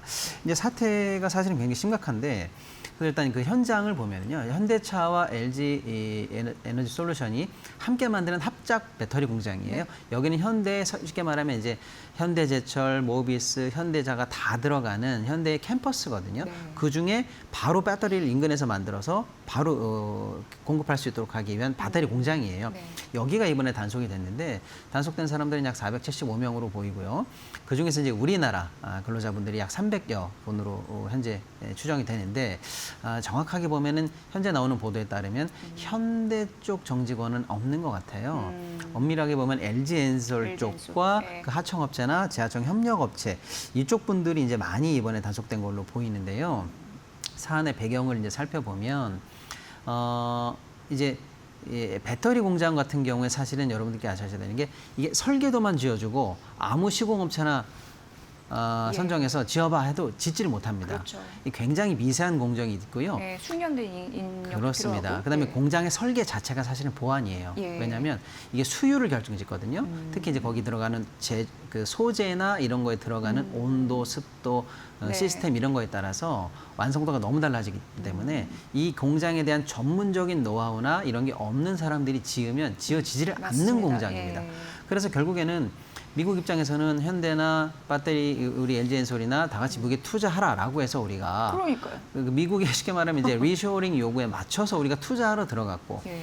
그러기 위해서 공장을 짓기 위해서는 우리만의 인력이 전문적으로 필요한 상황인데 그 인력들이 그러면 합법적으로 취업할 현지에서 활동할 수 있는 제도적인 툴이 마련되어 있느냐 이게 이제 관건이었더라고요. 이번에 다시 보니까 현장에 이제 단속된 많은 우리나라 근로자분들이 사실은 이스타 비자 이거는 네. 사실 이제 비자라기보다는 간이 여행권 허가권 같은 거죠. 그 다음에 이제 간단한 관광 비자나 이런 걸 통해서 많이들 간 것 같아요. 네, 네. 예를 들어 현장에서 이런 기술적인 문제가 있더라. 그러면 이제 본사에서 잠깐 가서 봐줘라라든지 몇 개월 정도 이렇게 갔다가 다시 들어왔다 나갔다든지 이런 시스템으로 갔던 것 같아요. 네.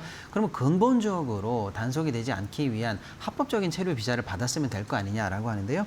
이런 전문가들이 받을 수 있는 비자는 쉽게 말하면 H1B 비자인데요. 이게 사실은 미국 내에서 연간에 이걸 신청하는 건수가 한 50만 건 정도 된다는 거예요, 최소. 예. 근데 발행 건수는 약 7만 건에서 8만 건 왔다 갔다 한다는 네, 거예요. 네. 그러니까 정상적으로 신청을 해도 안 될 이게 발행이 가능성이- 안 될 가능성이 굉장히 높은 예. 상황이라 굉장히 미국이 까다롭게 군다는 거예요. 그래서 이제 서구 여러 나라는 이걸 우회하기 위해서 여기 내에서 쿼터를 미리 받았다는 거예요. 호주 같은 경우에는 연간 15,000명, 싱가포르 같은 아시아 국가인데요. 싱가포르만 해도 5,400명, 칠레가 약 1,400명의 쿼터를 확보하면서 신청 경쟁률이 아무리 치열해도 별도 쿼터를 빼서 자기네들 전문 인력을 쉽게 말하면 미국으로 이제 보낼 수 있는 우회로가 있는 건데 유연하게 했네요. 그렇습니다. 예, 예. 우리는 이제 관련 쿼터가 없는 상황이다 예. 보니까 또 공장은 납기가 있고 완공 기일이 있고 지금 당장 해결해야 될 문제가 있는데 그 정식적인 비자를 언제 신청하고 언제 받냐 해서 3개월에서 6개월 걸리고요. 걸린다 하더라도 탈락되는 분들도 많기 때문에 이 공장의 납기라든지 이런 걸 원활하게 맞추기 위해서는 부득이 관광 비자나 이런 걸 통해서 우회해 왔었는데요. 현지에서는 이런 관행이 있다는 게 한국과 미국은 이미 알고 있는 그렇죠, 상황인데 그렇죠. 예. 왜 갑자기 이런 묵시적으로 통용되던 뭐 합법은 아닙니다만 이런 관행에 제동을 걸고 미국이 본격적으로 우리에게 쉽게 말하면 이제 어떤 식의 어떤 허들 공장 관련해서 완공까지도 잘못하면 건드릴 수 있는 문제인데 이런 걸 미국도 미국도 사실은 선호하지 않는 건데 이게 네. 왜 이런 일이 났을까라는 사건의 배경에 오히려 관심이 더 모아지고 있는 그런 상황이 되겠습니다. 네, 그게 이제 많이들 뭐 분석해서 쏟아졌죠. 사실 우리가 직접적으로 연결돼서 그랬더니 그 조지아라는 상징적인 지역, 요 의미가 굉장히 크다는 거예요. 그렇습니다. 그 조지아는 이제 미국 정치적으로 보면은 사실 굉장히 중요한 격전지 중에 하나인데요. 여기 관련해서는 사실 우리가 현대차나 LG엔솔이 들어간 것은 엄밀히 말하면 바이든 정부 때 계획이거든요. 트럼프 정부 때나 공화당 현지 정치인들 입장에서 봤을 때는 자기의 성과로 조금 이거를 좀 각색하고 싶은 그런 욕심이 좀 있었다라는 게 네. 일각의 분석입니다. 그래서 이번에도 사실은 이번 사태가 생기자마자 조지아주 의원이 커밍아웃을 했습니다. 내가 신고를 했다. 그러니까요. 네. 그러면서 미국 납세자들의 혜택을 통해서 공장이 여기 이전했는데 정작 미국 관련한 미국 주민들의 쉽게 말하면 이제 고용이 늘지 않고 있다. 그럼 결국에는 공장은 돌아가고 있는 걸로 봐서는 외부의 불법 체류자들이 공장을 굴리고 있는 거 아니냐. 그 프레임 그렇게 쓰였죠. 예, 라고 해서 이제 이것은 문제가 있다라고 내가 신고를 했다라고 얘기하는데 미국 내에서도 불만의 목소리가 나오고 비판의 목소리가 나옵니다. 이것은 미국이 투자하고 있는 회사들의 입장에서는 경악할 노릇인데 이걸 알고 하는 얘기냐. 이런 식으로 조지아주가 앞으로 관리를 한다면 이 주 내에서 앞으로 신규 외국인 투자자가 있을 것 그러니까요. 같으냐라고 해서 오히려 미국도 비판을 받고 있는 것 같습니다. 한편으로는 이제 미국 입장에서는 그러면 진짜 노림수는 뭐였을까라고 생각해 봤을 때 다양한 분석이 나오고 있습니다만 제가 볼 때는 큰 틀에서 좀 봐야 될 것 같아요. 뭐냐면 주말 사이에 미국과 일본의 무역 협정이 문서화되는 것으로 어느 정도 합의가 타결이 됐습니다. 예. 그 내용이 나중에 우리 때도 어쨌거나 문서화될 거는 이제 추후에 될 거기 때문에 천천히 이제 일본 사례를 우리가 이제 분석을 해 볼 기회가 있겠습니다만은 현재 나오는 분석에 따르면 일본에게 굉장히 불리한 협정이 됐다라는 게 일단은 분석입니다. 예를 들어서 일본이 미국에 투자하기로 한 뭐 5천억 불에 대해서 투자 일정도 빡빡하게 들어가 있고 투자처를 정하는 것도 미국 정부의 일방적인 어떤 지시나 컨트롤권이 있다라는 게 되어 있고 그 투자 이익에 대한 본국으로의 송환이나 환원도 굉장히 빡빡하게 되어 있어서 사실상 일본 입장에서는 거의 어마어마한 국부를 강탈당하는 거 아니냐라는 정도까지 좀 심한 비판은 가능한 상황입니다. 그럼에도 불구하고 그 약간의 당근이 뭐였냐면 자동차 관세 같은 거 조금 내려주면서 그 정도 당근을 주고 나머지 큰 투자를 미국이 일단 사실은 일방적으로 가져갔다. 이렇게 보는 게 합리적인데 이 얘기를 놓고 보면 협정 문서라는 게 어느 아침에 갑자기 되는 게 아니고 충분한 사실은 사전적인 어떤 실무 사전 절차가 진행되고 있거든요. 현재 우리나라도 문서화 내지는 구체화하는 실무 절차는 계속 진행 중인 겁니다. 그러면 최근에 있었던 그 반도체 관련한 최종 검증된 사용자 지위 BEU 이것도 미국이 갑자기 내년까지 폐지하겠다는 카드를 던졌거든요. 맞아요. 이것도 사실은 뒤통수죠. 그리고 이번에 있었던 묵시적으로 진행되던 관행을 거꾸로 꺾으면서 한국 업체에게 타격을 주는 형식으로 이 어떤 미국 측의 제재가 나왔단 말이죠. 이 두 가지는 엄밀히 보면은 현재 한국과 미국 입장에서 큰 틀에서 협의하고 있는 내용이 있어서 우리가 사실은 우리 입장에서 보면 국익을 지키면서 좀 빡빡하게 협상이 되고 있는 거 아니냐라는 분석이 있습니다. 그래서 미국 측에서는 그렇게 일본처럼 쉽게 말하면 마음에 드는 협상이 안 나오면 이제 우회로를 치면서 소위 말하는 성동격서죠. 이렇게 해도 말 안 들을 거야. 이 정도 되면 좀 이건 양보하지. 이걸 풀어주는 대가로 저걸 하지. 우리가 너희들 얼마나 힘들게 할 수 있는지 보여줘라고 하는 모종의 다른 측면에서의 한국에 대한 압박 카드가 하나씩 나오면서 우리에게 타격을 줄 수 있다는 걸 보여주는 그런 시위형, 데몬스트레이션형 미국의 제재가 아니겠는가 이런 분석이 있단 말이죠. 그 분석의 반증이 뭐냐면 사실상 이틀 만에 물론 우리 외교 당국이 적극적으로 나서긴 했습니다만 이틀 만에 일단은 전원 석방으로는 일단은 원칙적으로 합의가 된 모양 이런 걸로 봐서는 심각하게 문제를 끌고 나가지 않는데 뭔가는 보여주겠다라는 그런 모습으로 일단 보이면서 앞으로 이런 류의 전방위적인 압력이 동일한 예를 들어서 뭐 반도체 투자 회사라든지 자동차라든지 뭐 지금 보여드리는 이런 배터리라든지 앞으로 우리가 미국에 투자하고 있는 다양한 쉽게 말하면 마스가까지도 미국이 건드리면 건드릴 수 있으면서 빡빡하게 하려면 할 수 있다는 걸 보여주기 때문에 우리 이 나라의 이제 산업계에 미치는 영향이 이게 일회성이 아닐 가능성이 있다는 데 대해서 사실은 업계에 시름이 좀 깊어진다 이렇게 좀 볼 수가 있겠습니다. 힘의 논리로서 약한 우리가 이게 당할 수밖에 없는 건가 막 이런 안타깝고 좀 억울한 느낌도 들고요. 아메리카 퍼스트라고 하면서 물건 안 가리고 이제 할 것 같은 느낌이 지속적으로 드는데. 그렇습니다. 일단은 네. 그래서 이번 사태를 반면 교사 삼아야 될 것들이 좀 있겠죠. 네. 예를 들어서 우리 입장에서도 공장이 사실은 정해져 있는 공기가 이런 예측할 수 없는 사태 때문에 점점 늦어진다는 거는 이 사실 운영비용이라든지 건설비용 계속 올라간다는 거거든요. 네. 그런 측면에서 손실이 있겠습니다만은 미국 입장에서도 현재 이 조지아주 관련한 이 이민 단속청의 단속이 국제적으로 굉장히 큰 뉴스가 됐습니다. 영국과 일본에서는 대서특필이 됐고요. 유럽에서 굉장히 관심 갖고 있어요. 왜냐하면 결국에는 미국과 협상을 통해서 어느 정도 미국 입장에서의 리쇼링을 했던 나라들 입장에서는 해봐야 네. 미국이 좋아하거나 그나마 된 투자에 대해서 스무스하게 집행되면서 상호 윈윈하는 관계로 만들어주는 환경을 결국에는 미국은 관심이 없거나 그걸 다시 한번 언제든 꺾을 수 있다라는 그런 식으로 현재 국제 뉴스가 되고 있거든요. 그래서 일단은 이 문제가 미국 측에도 해가 된다라는 걸 우리가 적극적으로 다시 어필을 해야 될 것 같아요. 그래서 앞으로 이제 수많은 이제 마스가라든지 미국 관련한 우리 공장 투자라든지 이런 게 예정되어 있는데 이참에 아까 얘기한 H1 비자의 우회로가 아니다면 네. 아예 우리나라도 전문직 관련한 H4 비자를 따로 뚫어달라라고 하는 게 현재 입법으로는 몇 차례 발의가 되어 있었는데 미국 네. 측에서 관심 부족이랄까요? 정치적 추동력 부족으로 통과가 안 됐습니다. 그래서 이참에 우리나라 전문 기술진들이 적어도 한미 협상 내에서 하고 있는 이런 일들에 대해서는 좀 미국 관련해서 좀 스무스하게 일이 처리될 수 있도록 제도적으로 아예 완비를 해야 된다라는 게 이번 사태의 교훈이고요. 업계에서는 지금 그래서 당장이라도 문제가 있는 직원들을 귀국시키고 있고요. 네. 지금 주요 대기업들이 공문으로 내고 있는 게 뭐냐면 아예 공장에 가지 마라. 비자 안 되는 사람들은 숙소에만 있다 바로 돌아와라 라는 네. 얘기를 하고 있고요. 삼성 같은 경우에도 관련 비자가 없는 사람들은 무조건 2주 이내에 돌아와라 이런 얘기를 하면서 사실은 현지 관련한 우리 업무를 추진하고 있는 많은 대기업들 입장에서는 굉장히 빡빡함을 느끼고 이게 리스크가 터지지 않도록 관리해야 되는 부담이 현재 생긴 것 같습니다. 그래서 근본적으로 비자 문제가 해결이 돼야 될 것 같고요. 나아가서 한미 협상 틀 내에서 현재 하고 있는 우리의 대미 투자 관련해서는 미국 측에 별도의 패스트 트랙이라든지 좀 우회로라든지 이런 것들을 지금 테이블에 올려서 당당하게 우리가 요구하고 그게 안 되면 우리도 좀 빡빡하게 갈 수밖에 없다라는 걸 좀 이제는 좀 목소리를 좀 내야 된다. 물론 이제 정부 측에서 얘기죠.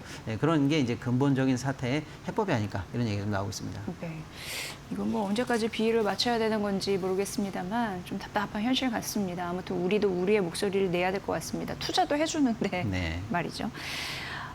지금 EU가 구글의 과징금을 매겼는데 또 트럼프 대통령이 감히 우리 구글 기업에게 이러면서 네. 또 아무튼 그런 현상이 또 나타나고 있습니다. 근데 우리나라 입장에서는 이제 디지털 규제와 맞물려서 약간 또 걱정되는 부분이 있어서요. 맞습니다. 네. EU가 사실은 그 독점법이라든지 공정거래 관련한 규제가 세계에서 가장 센 그런 어떤 그 법 체계를 갖고 있어요. 이번에 구글 관련해서 광고 관련해서 차별적으로 대했다라는 걸 가지고 약 4조 8천억, 35억 달러의 과징금을 부과시켰거든요. 근데 그게 문제가 아니라 그에 대해서 즉각적으로 트럼프 대통령이 이의 제기를 하면서 무역법 301조, 우리한테는 그 유명한 슈퍼 301조를 거들먹거리면서 네. 이 과징금은 결국에는 트럼프 대통령의 논리는 이거예요. 결국에는 이 만약에 구글이 이 과징금을 유럽에 낸다면 그 돈을 안 냈다면 그 돈은 결국에는 미국 내에서의 일자리와 납세자를 미국 국민을 위한 혜택으로 돌아갈 돈인데 네. 그게 결국 미국 돈이다. 네. 그러니까 미국을 건드렸기 때문에 나도 유럽을 건드린다. 이런 네. 논리예요. 시종일관. 그렇습니다. 비슷한. 그래서 301조를 시작할 수밖에 없다라는 어마어마한 사실은 협박이 들어간 거죠. 네. 뭐 이 문제가 어떻게 해결될지 좀 지켜봐야 되겠습니다만은 현지 미국 증시에서는 그래도 트럼프가 나섰다는 이유로 구글 주가는 조금 선방하고 있으면서 오히려 호재로 반영합니다. 그러고 있는 상황인데 문제는 이 글로벌리하게 플랫폼을 갖고 있는 미국의 다양한 회사들이 사실은 전 지구적으로 지배력이 있는 회사들이 예. 각 국가마다 법제마다 이런 반독점 관련한 어떤 수를 당하는 경우가 있어요. 근데 문제는 우리나라도 지금 플랫폼 독과점 문제 관련해서 중요한 법안이 처리를 앞두고 있는데 그러니까요. 네. 이것 역시 그러면 그동안에 논박이 있을 때 어떤 문제가 있었냐면 미국의 정치인 일부 중에서는요. 예를 들어서 빌 해커티 상원 의원이 지난 7월에 동료들과 함께 한국에 왔었어요. 그때 이런 얘기를 했습니다. 한국이 이런 플랫폼 관련한 법안을 세게 한다는 것은 미국 측에게는 제재가 되지만 중국 측에게는 쉽게 말하면 프리티켓을 주는 거랑 마찬가지다. 이건 중국을 이롭게 하는 거고 미국을 해롭게 하는 행위다. 제재를 신중히 해라라는 서한을 남길 정도였거든요. 그래서 그 당시만 해도 우리의 이 플랫폼법이 잘하면 외교 문제가 될 수 있겠다라는 어떤 논쟁의 씨앗을 남겼는데 지금 트럼프 대통령이 이 다국적 기업에 대한 이 글로벌리한 미국의 이 회사들에 대한 제재에 대해서 적극적으로 반응하는 걸로 봐서는 우리의 앞으로의 이 독과점 관련한 법률이 미국 회사를 건드릴 경우에 우리 내에서도 또다시 문제가 될 수 있다는 게 이번에 사실은 확인이 됐다 이렇게 봐야 되겠습니다. 네. 그래서 이게 앞으로 한미 간의 또 다른 어떤 협상에 하나의 의제로서 올라갈 가능성이 있다 이렇게 좀 봐야 될 것 같습니다. 네. 자, 마지막으로 이제 그 미국 기준금리 관련해 가지고 그러니까 최근에 내러티브 전략 굉장히 중요하다는 얘기 하는데 스태그플레이션 또 고개를 들고 있습니다. 네. 어떻게 요거 관전 포인트 아, 보십니까? 최근에 나왔던 미국의 고용 지표가 일단은 둔화된 것으로 나왔습니다. 그러다 보니까 이제 9월 달에 있을 FOMC는 현재 상황으로 봤을 때는 100% 금리 인하는 이제 확률이 100%예요. 예. 다만 이제 25냐 50이냐 예. 기컷이냐 베이비냐만 가지고 80대 뭐 20 정도로 왔다 갔다 하는 것 같은데 그렇다면 금리 인하가 살짝 확정됐다라고 보는 거죠. 그렇다면 사실 이제 남은 분야는 지금 경기가 좋지 않아서 인플레는 신경 안 써도 되는 상황에서 금리 인하되는 거다라고 하면 괜찮은데 오히려 그게 아니다라고 했을 때 경기는 안 좋아서 금리는 고용 때문에 우리가 그걸 확인했지 않습니까? 경기는 안 좋아서 고용은 내려가서 금리는 인하해야 되는데 만약에 물가가 떨어지지 않는다면 그러니까요. 그렇다면 이것은 경기 침체도 오고 물가도 계속 올라가는 소위 말하는 스태그플레이션의 전초입, 초입이 아니냐 또는 네. 완만한 단계에서의 스태그플레이션의 도입으로 이미 들어간 거 아니냐라는 그런 해석들이 미국에서 나오고 있는데요. 네. 대표적으로 뱅크 오브 아메리카에서 그런 리포트가 나왔어요. 그래서 지금 고용이 안 좋다라는 것을 쉽게 속단해서 금리를 자칫해서 먼저 내리게 된다면 자칫하면 그야말로 스태그플레이션이 돼서 양측에 쉽게 말하면 인플레 잡기도 어렵고 경기 잡기도 어려운 상황으로 갈 수 있기 때문에 금리 인하에 대해서 신중을 해야 된다는 의견도 냈고 네. 그럼에도 불구하고 전망은 연 2회는 할 것 같다라는 전망을 내면서 우려 섞인 전망을 내고 있어요. 그래서 미국 상황이 단순하게 금리 인하는 호재다 이렇게 볼 상황은 아니고 어떤 식으로 추가적인 지표가 나오는 조금 노이즈를 지켜봐야 되는 그런 상황으로 간다고 봐야 될 것 같습니다. 네.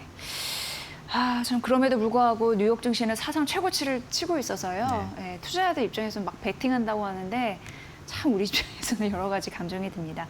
오늘 정말 속 시원하게 다 파헤쳐 주셨습니다. 박시동 경제평론가의 분석이었습니다. 잘 들었습니다. 감사합니다.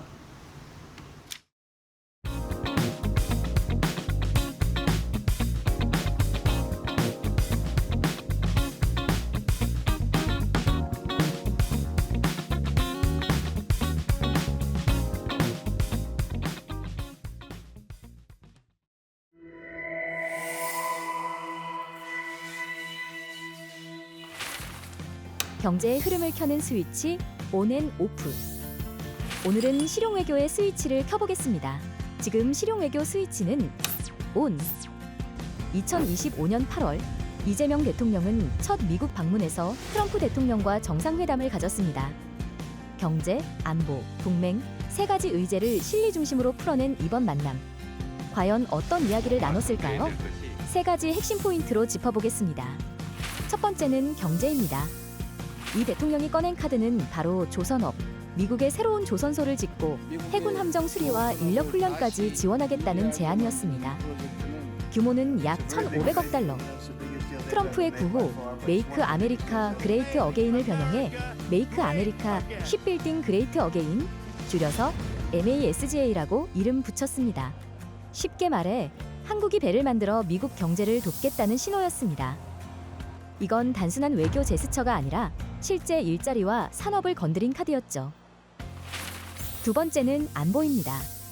북핵 문제와 동북아 안보, 양국 모두 공감은 했습니다. 하지만 방식은 달랐죠. 한국은 확장 억제를 강조했지만 트럼프는 비용과 조건을 앞세운 건데요. 결국 방위비 분담과 주한미군 문제는 여전히 풀리지 않은 숙제로 남았습니다. 세 번째는 동맹입니다. 한미 동맹은 70년이 넘었습니다. 그동안은 안보 동맹이 중심이었죠. 하지만 이번 회담에서는 경제와 전략까지 함께 논의됐습니다.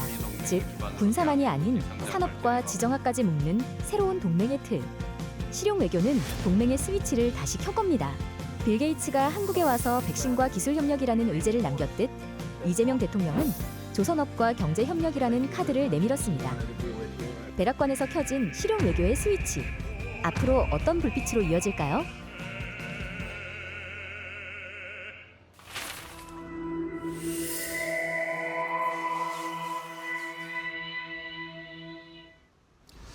자, 미국의 구금 사태 관련해서 우리 시장에는 아직까지는 오늘은 큰 영향은 없는 것으로 일단은 좀 지나갈 수 있는 것으로 확인이 되고 있습니다. 계속해서 저희 데일리 TV 끝까지 함께 하시면서 전략 세우시면 좋을 것 같습니다. 네, 저희는 내일 이 시간에 뵙겠습니다. 함께해 주신 여러분 고맙습니다. 고맙습니다.